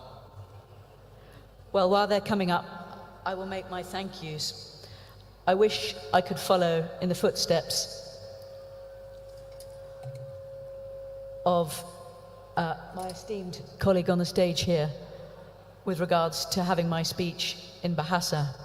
I am afraid I need more time in Indonesia. But thank you to the city of Makassar. Thank you to Mayor Ramdan Dani Pomanto, to the Governor Haji Andi Suleiman and the Ministry of Investment for inviting me here today. I don't know how many of you know about Shire Oak, so a few of my slides are a little bit about my company and what we do. Next slide. I wanted to also touch not only upon what Shire Oak does, but because this is an investment forum, a little bit about reducing risks for your potential investors with regards to solar energy, I thought might be useful. Also, the role that ESG plays for investors is an absolute key element of what they will be looking for if they come to Sulawesi and Makassar to invest in your wonderful country. And the last thing is, what can solar generation do for the circular economy? Make it so I can read my slides without turning around. And what that means for Indonesia. So I will touch upon these in a light manner. So I hope I give you some ideas and some questions to ask yourself from this forum. Next slide. And the next one. Shire Oak exists in several continents, and we've recently moved to Indonesia, as you can see at the bottom here. Our investment for Indonesia in the next 2 years is to generate 150 megawatts of rooftop solar and to generate around 150 megawatts of ground mount solar. And this is going to be quite a tough target for the next few years. And we'll go into some reasons as to why. If you go to the next slide. We started in Asia at the end of this slide in 2017 in Vietnam, where we've been operating for 4 years at the invitation of the government there. Then we moved to Indonesia, kindly at the invitation of President Jokowi, to advise the ministry on solar energy generation and our lessons that we learned from Europe and the rest of the world to bring to Indonesia. Next slide. These are some of our projects that we've done in Vietnam over the last 4 years. And they're from a multitude of countries. These industries are Korean, they're Chinese, they're Vietnamese, and some are Indonesian. And it's been a great journey to construct these installations. Next slide. As you can see on this map, we've got various areas for installations that we've been working on, and Sulawesi forms part of those. So I'm going to go into a few detail about some projects that we're building in your beautiful region. Next slide. A little bit about our mission at Shire Oak. We're a British company, and having started in 2008, we've been growing bit by bit. We're not very large. We just have important messages that we wish to deliver in the countries we are asked to operate in. And a little bit about our mission. We want to help organisations and countries achieve their net zero targets, provide reliable investment platform for others to follow, raise awareness of renewable energy, and we have a pledge to dedicate 1% of our turnover to biodiversity in the countries we operate in. If we go to the next slide. We have investors in what Shire Oak does. Shire Oak's construction and money doesn't come from our own company. We have investors that invest in us because we are experienced in working in emerging countries to bring investment into you through what we do. And we have 4 investors, and we have different types. So you either invest in the development or you invest in the construction. So our investors back us and work through us for the 2 stages of a development. So that is the design and finding customers and finding industry that wants solar, and the second is the construction, just to differentiate between the 2. And our investors come from Hong Kong, from Norway, from America, and from Asia. So we are very thrilled to be able to have these entities who provide our funding. Next slide. A little bit about our customer offer. I thought I'd just touch upon this briefly so you're aware of what I do day to day. We have two products. One is rooftop solar. So a customer who is a manufacturer or an industry player or a food producer says, I would like solar, Kate, to facilitate my electricity in my company. And we will put solar on their rooftop. They do not pay for this solar. I pay for it all. And what they take from this agreement is renewable electricity at a reduced price. The other product I have is ground mount solar. And this is produce utility scale solar farms. And we do this all around the world. And our investors pay for this installation. Typically a solar farm of around 10 megawatts costs about $12 million. The benefit of solar farms I will come into in a minute. And maybe I will ask the floor some questions about how you think solar energy can benefit your region. So have a think about these questions, because I will ask maybe one or two of you to give me an answer in a moment. Next slide, please. Our customers who take solar electricity from us expect us to do everything. They expect us to maintain and manage the panels, to generate the promised electricity, to have maintenance and corrective parts. And this is something that I'm training our suppliers in Indonesia to be able to provide. So it's very exciting work. Next slide. The responsibility for the clients is absolutely minimal. As you can see here, we take care of everything: the capital cost, the operation, the installation, the performance, and the delivery of electricity. The only thing the client is responsible for is to lease the rooftop, or in other countries, purchase the electricity. Moving on. So that's a little bit about our two products. If we move to the next slide. And this is a little slide about what the customer sees at the end of every month about the electricity they have consumed. We provide a little dashboard so that the office manager can see what is happening on his rooftop. Next slide. Here is a system design using some sophisticated software. We build a 3D model of your factory, and we design in CAD the rooftop and how much electricity your factory will actually generate. Those blue little squares you see, if you actually dive into this image on a computer, breaks down to an individual panel on your roof. And it is absolutely exact. And the engineering company will get this design and they will construct from it.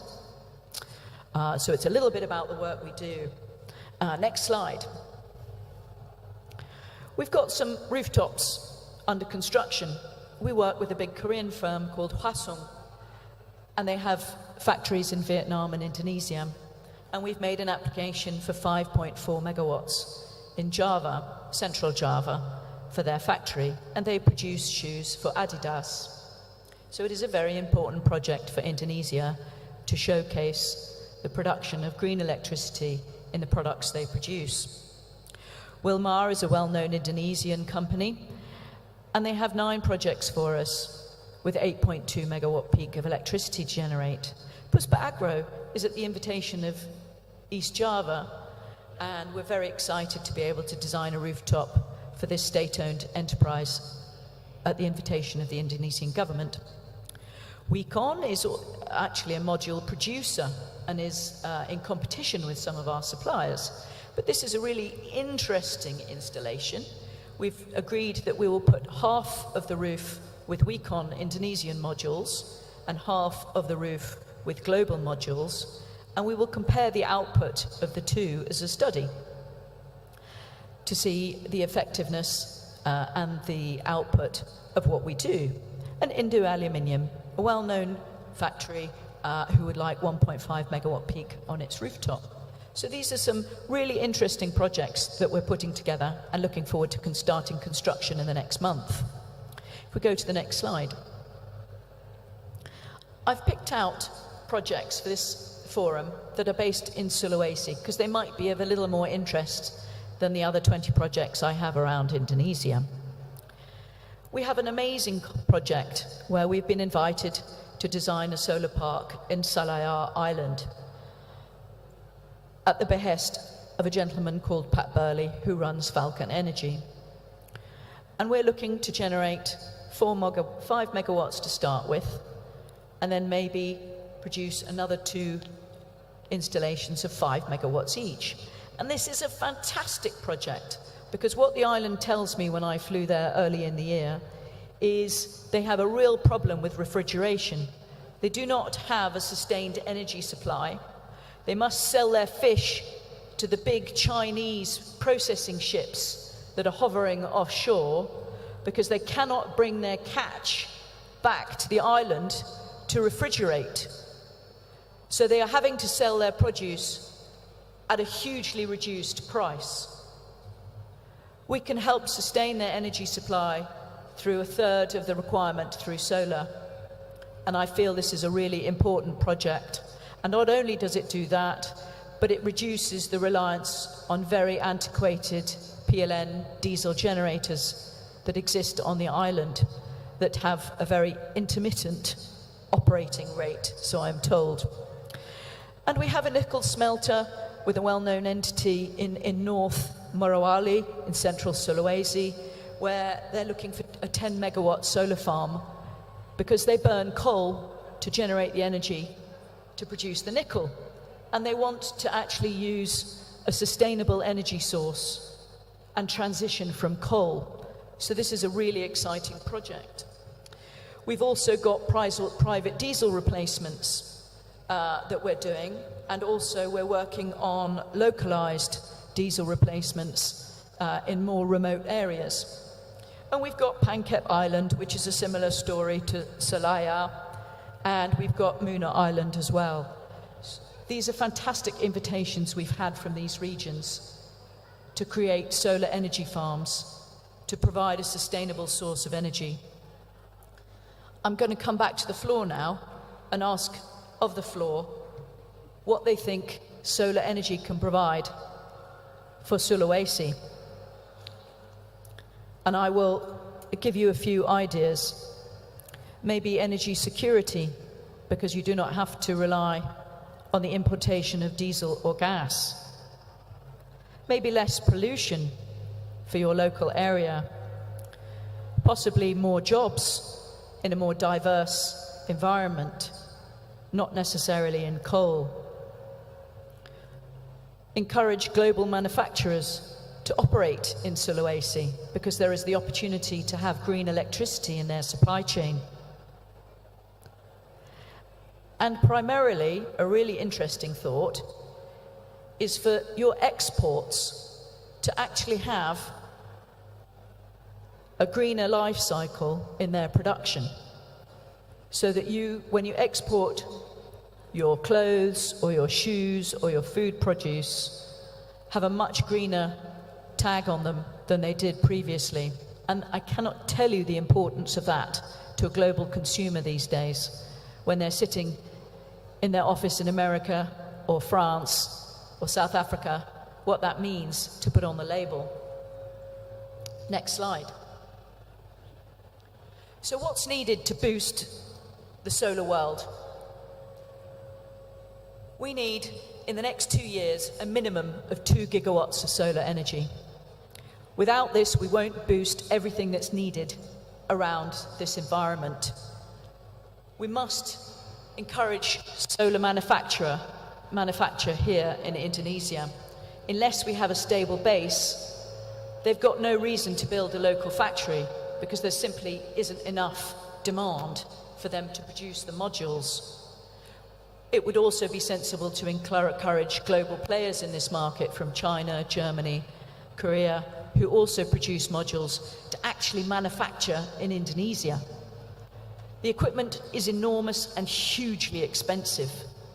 But if you show them that you're interested in solar and you show them that you want to create this market, they will put the 100 million into the new plants that are needed to generate and manufacture these modules.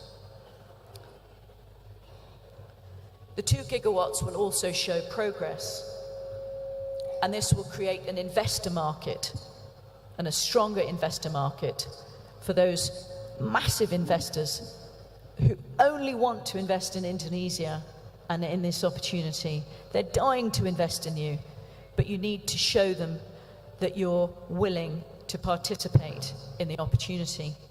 Next slide. I'm going to gloss over this, but really the message out of this slide is on the far end of this corner, which is of the large-scale solar energy that we can produce together to meet your needs. The cost of it must meet a model that the investor vests in. Unless the IRR is of interest to the investor, he can't invest. And so your purchase of the electricity needs to be at a value that creates the requisite IRR for solar energy. And to do that, the PPA price, or the purchase price for the electricity, needs to be between about 8 and 12 cents. It can come down. When you reach that 2 gigawatts, you'll find it will drop and drop and drop, because the entire supply chain and the cost drops and drops and drops. But until you reach that chain reaction, you're going to be stuck. You can't employ more people, you can't construct more modules, you can't create factories, and the whole economic viability falls apart. So you must get this going. I can't tell you how important that is. Next slide, please.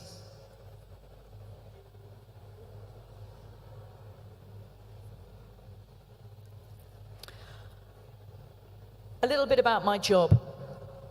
The banks, the investors, they create a paper business plan.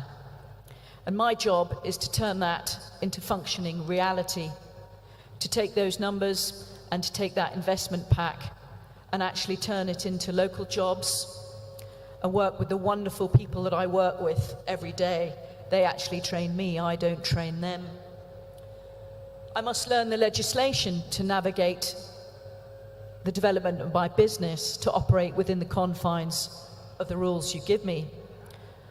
I'm here to share the knowledge that I have from other countries with your trade associations and support them. I'm here to manage the twists and turns of fast-paced legislation. PLN causes me issues every day of my life. I must support the creation of a national process for solar development and construction in your country for others to follow, especially Indonesian entities who should take over from me. We must grow the business together. I'm here to support you, and you have shown incredible support for me. I can't thank you enough. But most importantly, we need to bring the day-to-day knowledge of solar energy and the path to net zero to the population of Indonesia. Unless the everyday person who bicycles along the street, who has their market store, who sells incredible produce, understands the benefit of solar and in renewable energy, your country won't gather pace. And this is done through education, and education starting at nursery school. Next slide, please.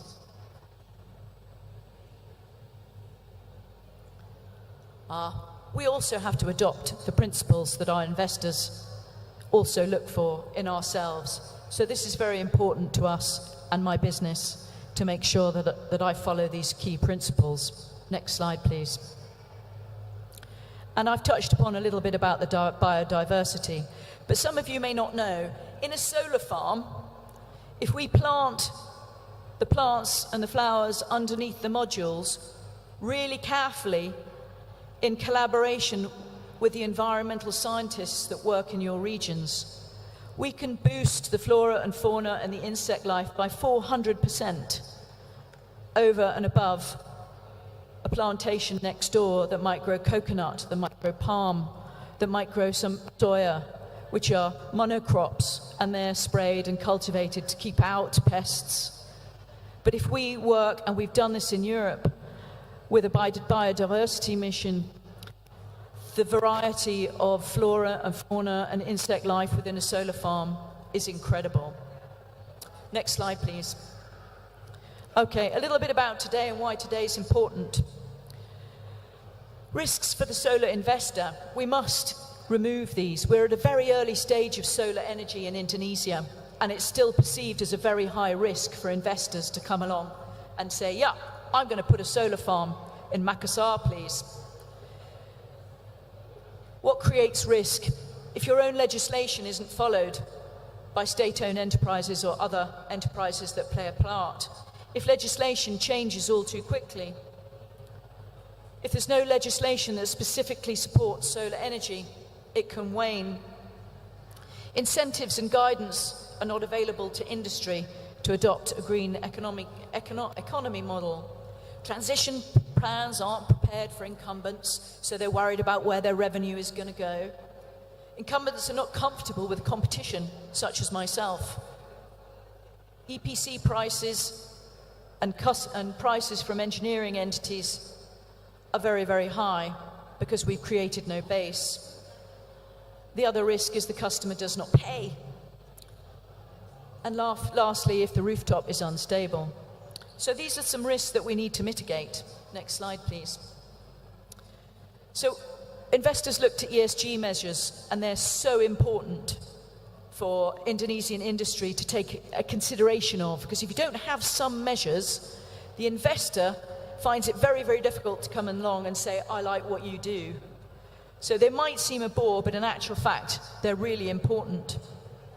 And the government support of transition is absolutely key. Next slide, please.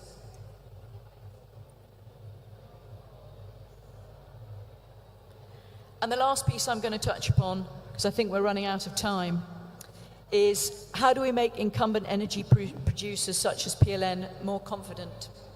We need to help them transition from coal and make this profitable for them as well as everybody else. Enable positive competition and drive mutually beneficial expanding solar economy, driving down costs, but encouraging local and global suppliers to thrive. Something we learnt in the United Kingdom and Europe was our energy producers like EDF and Western Power were terrified that solar energy and other energy sources were going to come and take away their revenue. We did a little exercise. We analysed all the business rooftops and the industry rooftops in the UK. We then took their area, operational area that was possible for solar. We took away all of those rooftops that didn't face south. We took away all of those rooftops that were weak and could not support construction. We took away all those rooftops that didn't actually require much energy. We took away all of those rooftops where the customer had no desire for green electricity. And the actual impact was under 1% of the renewable, power suppliers' revenues was impacted. And so it was a tiny, tiny amount.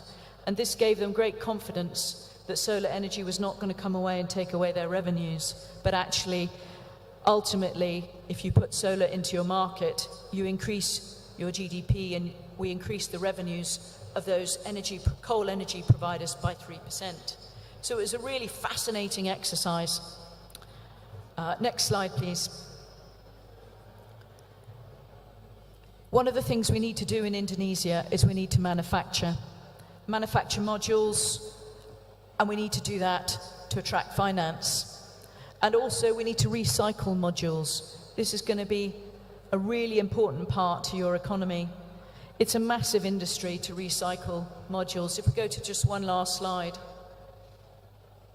Oh, get one more forwards, and I'm just going to show you a map. Okay, Asia is going to be the largest consumer of PV modules, and so therefore you're going to be the largest recycler of PV modules. It's a huge economy opportunity for you, and I can't tell you enough and make a recommendation to start adopting it. So I'm going to leave my slides there. I hope I've given you a little bit of a taste of thoughts and ideas around solar energy for your supply chain, what it means to the circular economy, and to start an education of the young to think about green energy in all that they do. So thank you very, very much. The slides are a bit longer. You might be interested to take them away. But it's been a wonderful opportunity to talk to you all. Thank you. Thank you, Ibu Kate. If I may summarize a little bit, especially in bahasa. Jadi yang disampaikan oleh Ibu Kate tadi adalah komitmen dari Shire Oak untuk mencapai net zero di Indonesia dan agar perusahaan-perusahaan bisa, bukan hanya perusahaan, communities bisa lebih memiliki portfolio untuk green energy. Ibu Kate juga menyampaikan bahwa penting sekali bagi perusahaan untuk memiliki portfolio green energy karena di pasar-pasar dunia seperti di Eropa atau di Amerika memiliki tag atau memiliki label environmentally friendly itu adalah sesuatu yang sangat menguntungkan bagi perusahaan. Dan tentunya akhirnya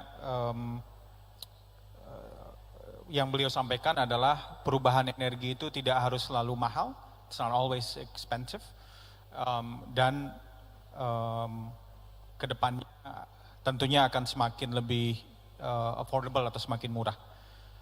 Untuk diskusi berikutnya mungkin nanti bisa berdiskusi langsung dengan Ibu Kate di breakout session ya. Itu yang bisa dirangkum dari penjelasan Ibu Kate tadi.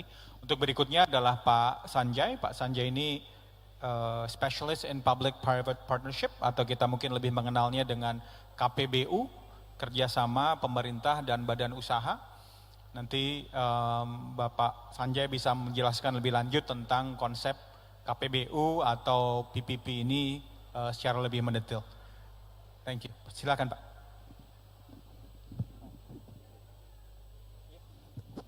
Apakah sudah siap?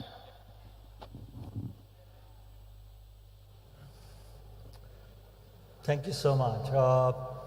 First, I'd like to thank the City of Makassar for inviting Asia Development Bank to come to this event and to all the other cities for making the time here. I'm honored to be sharing the stage with such esteemed guests, and everything that Ms. Bronwyn and Ms. Kate said rings very true for what cities as well as investors have to do to marry these two elements together. My name is Sanjay Grover. I work at the ADB and I am the unit head for a new program that we have just started this year called Creating Investable Cities.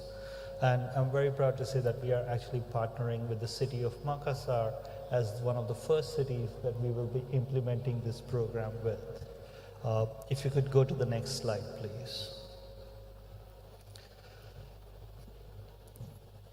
We started this program, we started thinking of this program at ADB even before COVID-19, but with COVID-19 it became so very important for cities to be able to do more to get private sector partnerships or private sector participation into cities. Asia will be home to 200 plus cities, each with 1 million people, each with their own needs for infrastructure.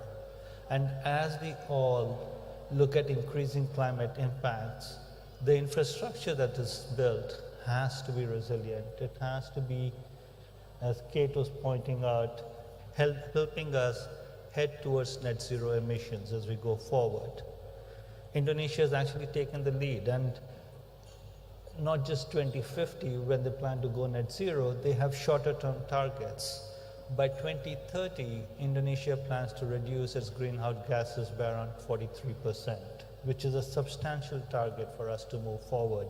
And the time to think of this is now in terms of the infrastructure that we build as we move towards there. And emerging from COVID-19, and yesterday the Ministry of Finance was here, this morning Pakwali was sorry, if you could stay with the previous slide, please, yeah. As Pakwali was talking, there are challenges that cities are facing. Inflation is something that has come up. our GDP is reducing because of COVID-19, but we're all looking to move our agenda forward. As we look at the private sector to come in, the risk profile of infrastructure has changed, and cities have to do more as we go towards improving or mitigating the risk for investors as we go forward. ADB recently did a study which estimated that we needed almost $1 trillion of private sector participation to close the infrastructure gap in a resilient manner for everything that has to be done between now and 2030. But the challenges for this are quite a few, and they're at quite a few different levels. At the country level, Indonesia needs regulations which allow its cities more fiscal space, which allows them to do more. And Ms. Brownwin was mentioning about how investors look at the regulatory framework, the legal framework, when they start looking at investments. At the city level, there is a lot that our cities and our regencies can do to be able to improve their own environment for getting private sector in. Yesterday, the Ministry of Finance was speaking, and they were talking about accessibility, water, energy as the main areas to get investors in. But for cities, their creditworthiness is also a main criteria to be able to get investors to come into these cities. And third, at the project level, I mean, as you are starting to think about infrastructure, think about climate, because the private sector thinks about climate. When you start thinking about an infrastructure which is going to cost roughly, which is going to last the next 30, 40 years, you have to make sure that it is mitigating. You have to make sure it is adapted to the climate risks that this infrastructure will face. But there are a lot of opportunities as we go forward. If you go to the next slide, please. We are starting to work with cities across Asia. We are working with 5 cities every year, and we plan to scale up pretty fast. We are starting off with Makassar. We also are partnering with Tbilisi in Georgia, Penang in Malaysia, Ulaanbaatar in Mongolia, as well as a city that we are discussing with in India as we go forward. And we hope to work with the mayors and the leadership of these cities to get them ready for private sector participation to come in. Every one of these cities is looking to become smarter, become more livable, to decarbonize the electricity coming into the cities, to be able to focus on the circular economy aspects, to be able to increase the food security. And with Makassar, we are very proud to be following on after the work and the assistance that Ms. Brownwin and the Australian government has provided under the ASEAN Australia Smart Cities Trust Fund, where they have actually laid out a plan for the city. It's now our job to work with the city in terms of finding private sector investors and pushing this to the next level. So the first element that we will work on, of course, is to be able to help the city think about resilience from the word go, improve their livability, make sure that there is social equity in the thinking of the infrastructure, as well as helping them transition towards net zero. And we are building a lot of tools about this. The second is we work closely with the city to identify opportunities for local resource mobilization. How could you actually capture the value of the infrastructure that you're creating for the benefit of the city itself to get into that virtuous cycle that you can actually build more? I mean, the land in many of our cities is a significant but completely underutilized asset. Helping them become more denser, helping them in the improving the urban planning across transit corridors. And almost every one of our cities is looking at a BRT or a LRT as they move forward. And this is an opportunity for them, because increased accessibility is just so transformative for a city. It's an opportunity for them to be able to actually plan better, densify, become more resilient, reduce greenhouse gas mitigation as they go forward. And finally, we are bringing all of ADB together to be able to help cities across Asia and in Indonesia as we go forward.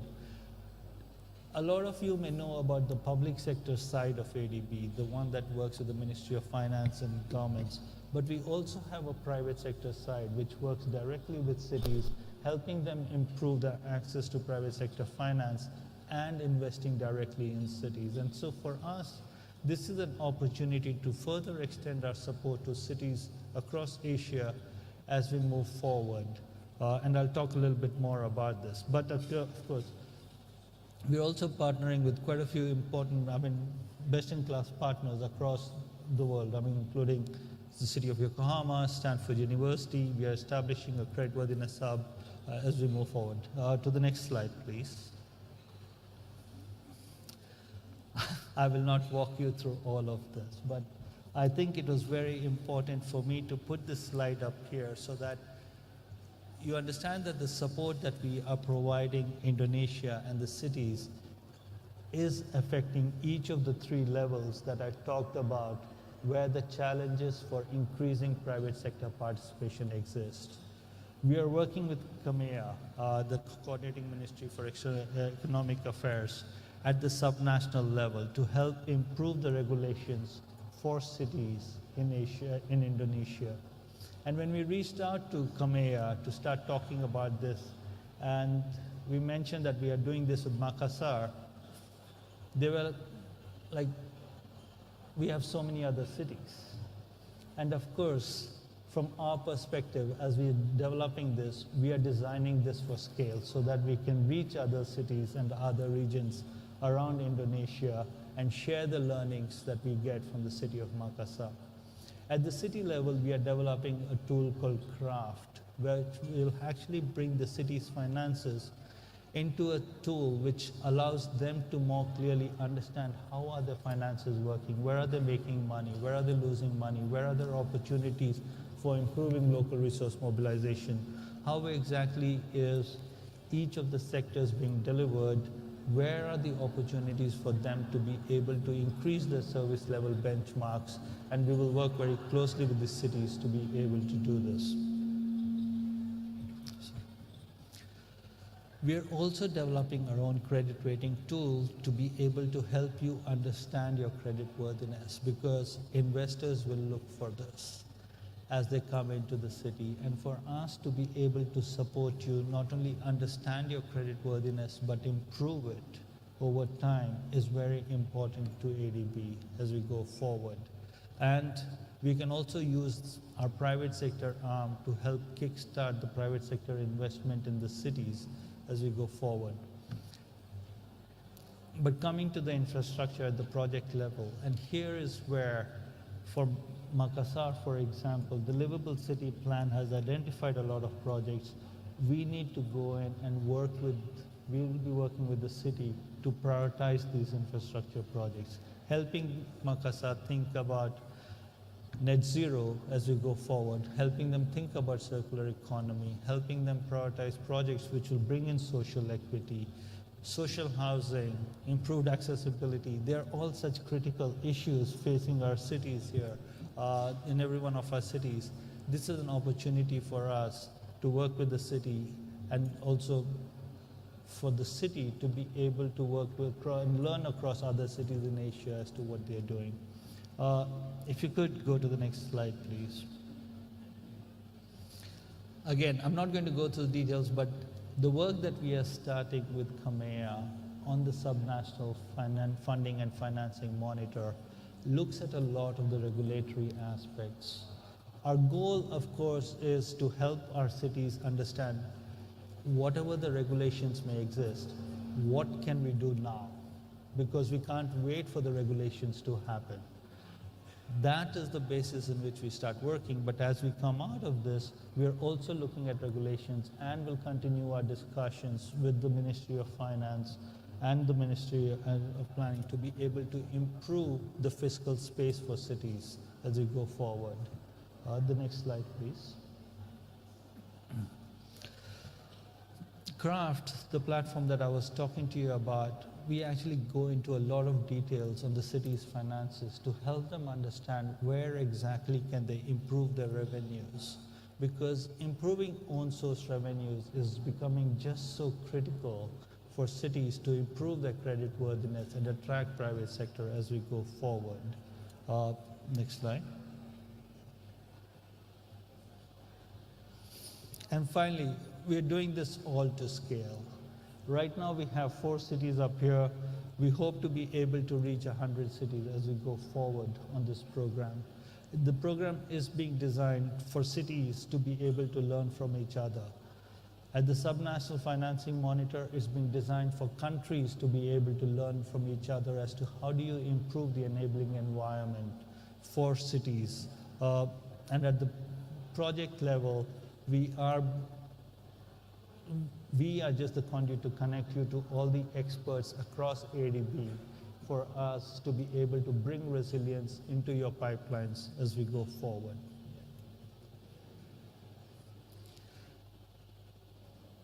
The cities will also be supported through the Creditworthiness Hub, which focuses on improving access to private sector finance directly through debt financing into cities or through municipal bonds, PPPs. I work in the Office of Public-Private Partnerships, and through value capture financing.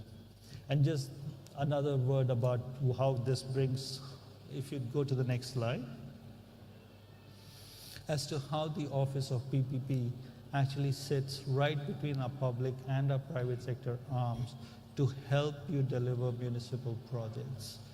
We are working across our regional departments. I am here mainly because of my regional department and jurists who worked on the Makassar Livable City Plan coming in here. But our focus is to transition our cities and our partner cities to the private sector. Help build your creditworthiness, improve your attraction for the private sector, bring your transparency and accountability up as we go forward. To the next slide. The private sector, my team also offers transaction advisory services. That is, for the projects that we do identify and prioritize here, we will actually help you go through the whole step in terms of delivering these projects, both from the project preparation, the feasibility studies. There are opportunities, and we do provide the services to be able to take you to the end. Thank you.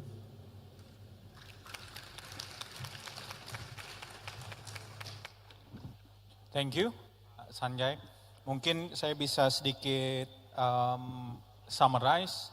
Jadi Pak Sanjay menyatakan bahwa tadi terdapat banyak kebutuhan sampai dengan $1 triliun yang mungkin bisa di-cover dengan kebutuhan dari atau pembiayaan dari pihak swasta.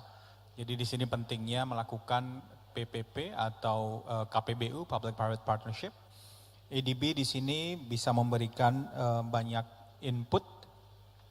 Salah satunya misalnya bagaimana memprioritaskan proyek. Jadi nanti Bapak-bapak, Ibu semuanya dari kabupaten kota bisa lebih mengerti tentang bagaimana memprioritaskan proyek infrastruktur yang mungkin ada dalam agenda Bapak Ibu semuanya. Terus juga memberikan assistance atau bantuan-bantuan yang lain sehingga kabupaten kota yang memang memiliki banyak proyek bisa lebih siap untuk menyiapkan proyek-proyek infrastruktur mereka. Kayak misalnya bagaimana memonetisasi services atau layanan yang ada di tempatnya, terus meningkatkan kesehatan fiskal atau finansial daerah dan lain sebagainya. Mungkin itu. Dan untuk akhirnya, for the last part, maybe I can get, maybe since we are running out of time, kita waktu sungguh terbatas, mungkin probably 1 or 2 questions at most. If anyone has any question or any issues they want to raise, silakan kalau ada yang mau pertanyaan. Thank you though everyone. Any questions? Dan silakan menanyakan dalam bahasa Indonesia Pak, nanti saya bisa menerjemahkan.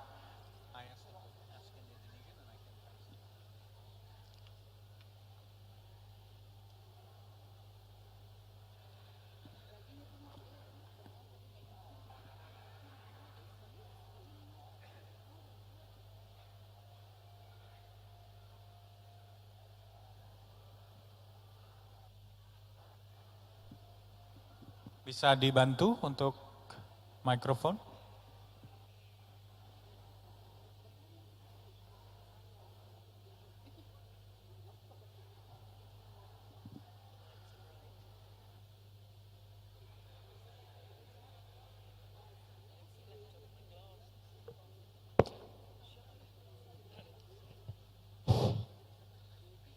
Thanks for this opportunity, Mr. Moderator. My question goes to Madam Bronwyn Robbins. Thanks for your short, brief, but very informative speech. I want to ask you a question. I'm interested in your information on climate change partnership between Australian, Indonesian cooperation. Is there any definite area or is still possible for other region, because I'm from Semarang City, central of Java, to submit proposal for this partnership? Would you please to give me more information? If so, to whom is our proposal submit? Consulate General in Surabaya maybe, or Madam Ambassador in Jakarta. Thank you very much. Thank you. If we can, maybe one more or one final question, so we can just wrap it up. Kalau boleh, satu lagi pertanyaan mungkin sekalian. Jadi nanti bisa di-address langsung oleh panelis. One more perhaps, or any other questions? Maybe then I have a question. Mungkin saya boleh mengajukan satu pertanyaan ya Pak ya. Dan saya akan nanya ke Pak Sanjay. Mungkin, so I'm asking to Pak Sanjay. Pak Sanjay, as you know, public-private partnerships, scheme has its own challenges. What do you see as the challenge in Indonesia when it comes to public-private partnership implementation? We can see the numbers are about 30% or so, and so definitely there is an area to increase the public-private partnership model, but perhaps you can enlighten us shortly on how we can increase that capacity. And to Ibu Kate, maybe my question is, how do you see green energy, especially after the new presidential regulation number 122, I think, in 2022, that focuses in accelerating the implementation of green energy in Indonesia? Do you see any potential in perhaps implementing more green energy projects in Indonesia from your perspective? Jadi saya tadi menanyakan, silakan Pak. Pak Wali. Mr. Mayor. Terima kasih Bapak Moderator. Saya ingin bertanya yang pertama ke Ibu Konjen. Sekalian share dengan teman-teman, barangkali ini supaya kalau teman-teman mau connect dengan pemerintah Australia, yang seperti hari ini Makassar sudah punya Twinning City dan banyak program yang sudah berjalan, termasuk RISE. Saya kira perlu disampaikan Ibu di forum ini tentang bagaimana RISE itu bisa menjadi program yang sangat baik, di mana kita juga punya persoalan dulu soal finansial, waktu itu soal regulation of about the budget, ya. Tapi kemudian kita sudah menyelesaikan dengan baik soal RISE. Ya, ini juga barangkali bisa jadi contoh kalau teman-teman juga mau dan Australia menginginkan lebih luas lagi kerjasama ini. Yang kedua, kita memang di Indonesia ini agak rada-rada sulit kalau kita punya membuat networking langsung, apalagi beberapa terutama menyangkut investasi. Nah, padahal yang kami ketahui ada satu pintu yang sangat strategis, yaitu Twinning City. Twinning City itu kota kembar, ya, kota kembar. Biasanya kalau sudah masuk di Blue Book, kita sudah bisa langsung berhubungan lewat Twinning City itu. Nah, kami kebetulan dengan Australia, dengan Gold Coast, kita sudah Twinning City. Nah, kemudian untuk Ibu Kate, I'm very interesting about the solar panel, but Makassar has some big problem about the land price, because solar panel needs maybe 2.5 hectares for 1 megawatts. The problem is in Makassar is very expensive about the land price. Do you have advice about this? Because I think solar panels is independent energy, the best of energy security. Thank you very much.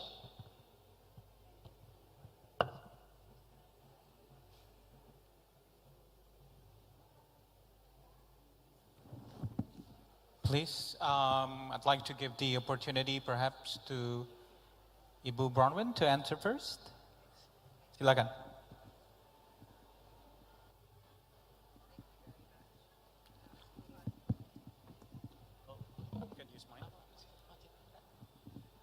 Thank you very much. Terima kasih banyak. Saya senang sekali ada begitu banyak pertanyaan tentang bantuan dari Australia atau kerjasama dari Australia. Pertanyaan yang pertama dari Bapak di sini tentang climate dan infrastructure program. Memang program itu diumumkan oleh Perdana Menteri Australia Anthony Albanese waktu beliau datang ke Jakarta dan Makassar pada bulan Juni tahun ini. Oleh karena itu belum didesain, jadi itu sedang didesain dengan pemerintah Australia, pemerintah Indonesia, karena semua proyek bantuan luar negeri Australia didesain sama dengan pemerintah Indonesia. Karena kami we work in partnership, kemitraan dengan Indonesia untuk value add ke Indonesia dan leverage Indonesia's own resources and capacity.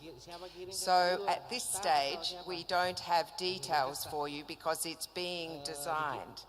But I certainly hope, representing Eastern Indonesia, that there will be opportunities for activities in Eastern Indonesia. But we can work with you when the project is designed to give you more examples. And if I can answer Pak Danny's questions, terima kasih banyak, Pak Danny, Pak Wali. The question about the RISE program, which is revitalizing informal settlements and their environment, is a wonderful program run by Monash University, designed to support minimal green infrastructure and nature-based solutions for people living in informal settlements. And that program, we started it as a demonstration project in Batua, and Pak Danny and I had the great pleasure of extending that pilot to another 5 demonstration sites in Makassar. And the Partnership for Australia-Indonesia Infrastructure is supporting that program now. But it's a very exciting program. It's looking at the health benefits of supporting water and sanitation improvements to informal settlements and measuring the health benefits to the populations there. So I'm very proud of that program, and I'm very grateful for Pak Danny's personal support to that program. Thank you. Thank you. Ibu Kate, mungkin? or yes, you. If this works. You asked a question, if I got Right. this correctly, with what more potential do I see for solar? Having a conversation with Pak Danny a little earlier, I believe Sulawesi is looking to have electric cars and electric motorbikes and charging points for these.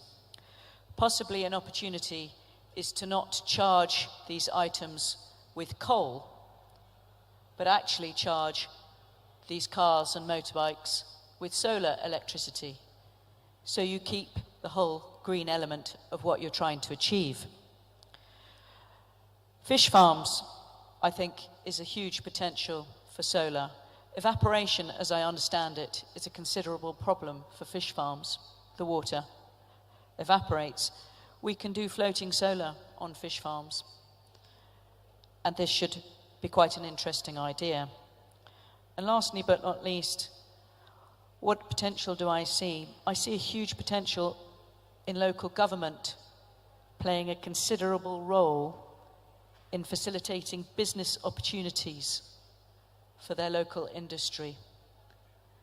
If you come up with ideas and introduce them to myself or to other developers, we will help you facilitate those business opportunities and turn them into reality. So please ask us, all of you 64 regions that are here today.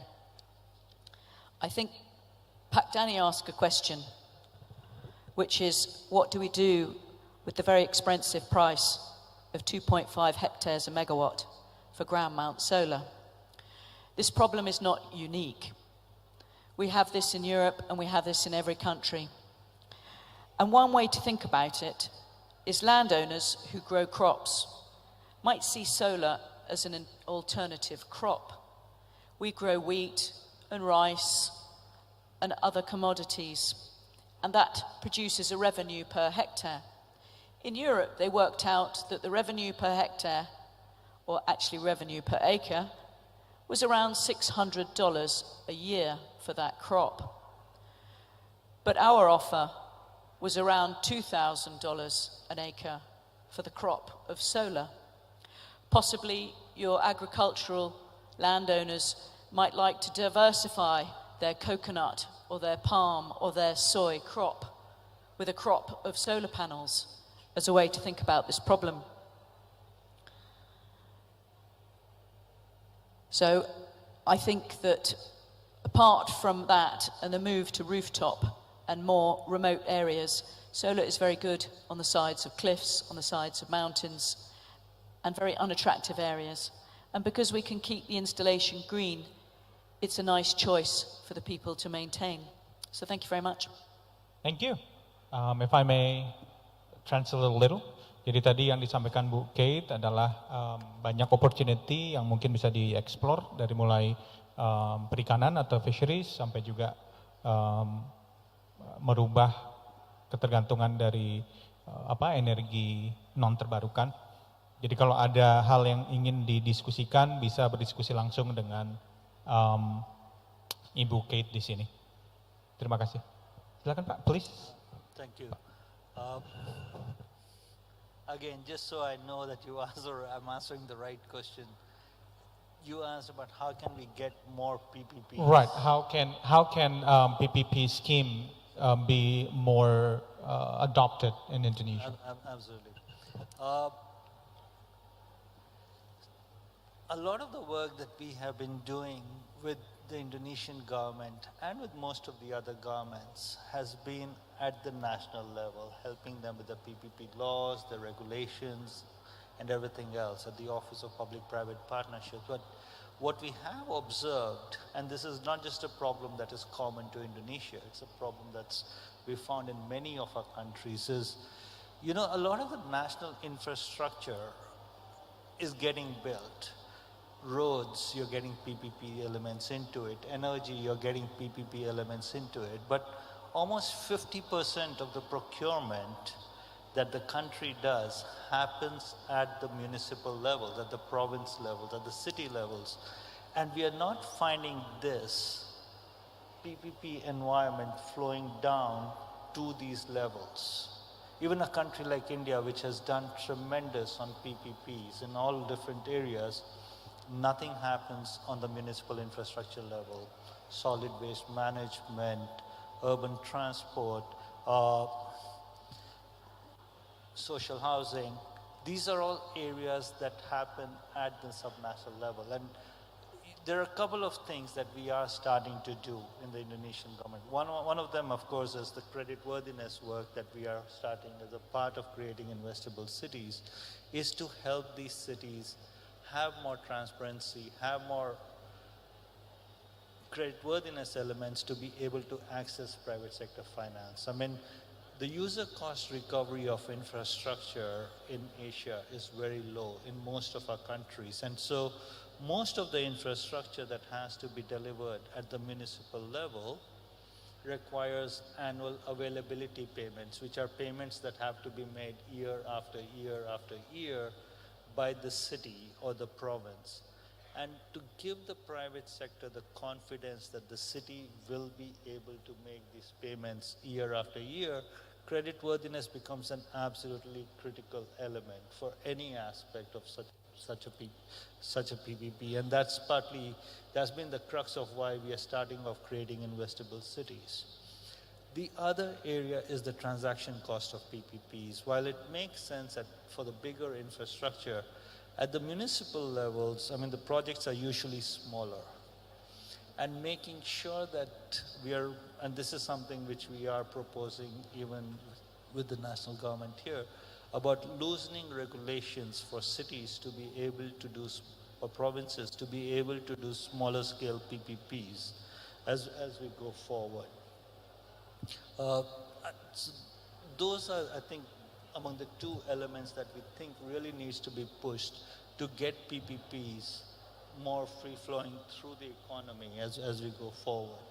Oke, thank you. Mungkin saya bisa terjemahkan sedikit. Jadi hampir 50% dari proyek-proyek yang didiskusikan itu sebenarnya ada di kabupaten kota, dan tampaknya memang PPP atau KPBU ini belum terlalu berjalan di level tersebut. Yang sudah dilakukan adalah untuk melihat creditworthiness atau kemampuan untuk membayar terutama. Jadi dari tahun ke tahun apakah nanti kabupaten kota bisa memastikan bahwa pembayaran tetap berjalan lancar, dan karena proyek-proyek di kabupaten kota itu memang relatif lebih kecil volumenya atau nilainya daripada di level nasional, mereka berharap akan adanya regulasi yang lebih mendukung agar skema KPBU ini bisa diadopsi di lebih banyak lagi di level daerah. Terima kasih. I thank you very much. I thank the panelists for sharing their insights and their knowledge. We truly appreciate it. And again, there is a breakout session. Ada breakout session nanti jam 2. Atau mungkin jam 2 lebih karena kita belum makan siang, tapi nanti bisa berdiskusi lebih lanjut secara langsung dengan para panelis kalau memang diperlukan. So I again thank you very much for everyone's attention and for the panelists, and we hope that we can have a more thorough discussion at the breakout session if needed. Thank you so much, everyone. Have a wonderful day. Thank you.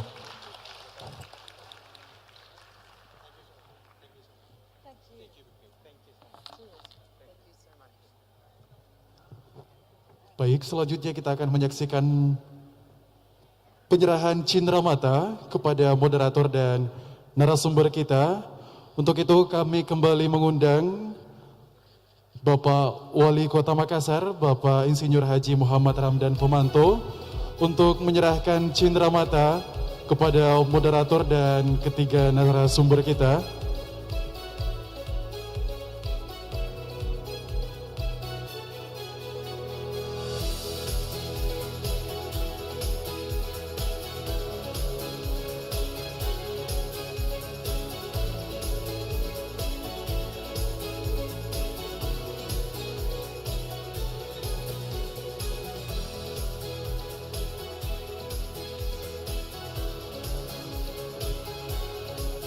Kita menyaksikan bersama penyerahan cindramata kepada ketiga narasumber kita di sesi kedua.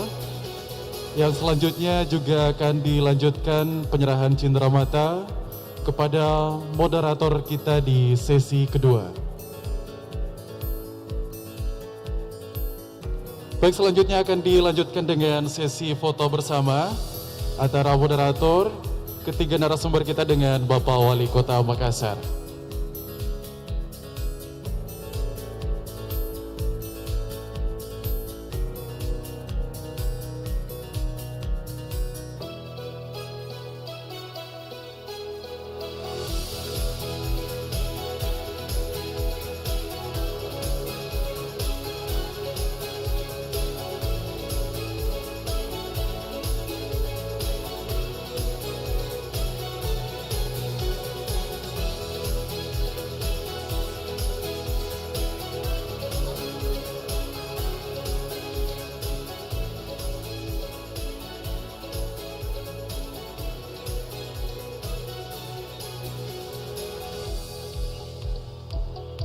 Baik, selanjutnya kami persilakan kepada seluruh hadirin untuk berdiri dan foto bersama.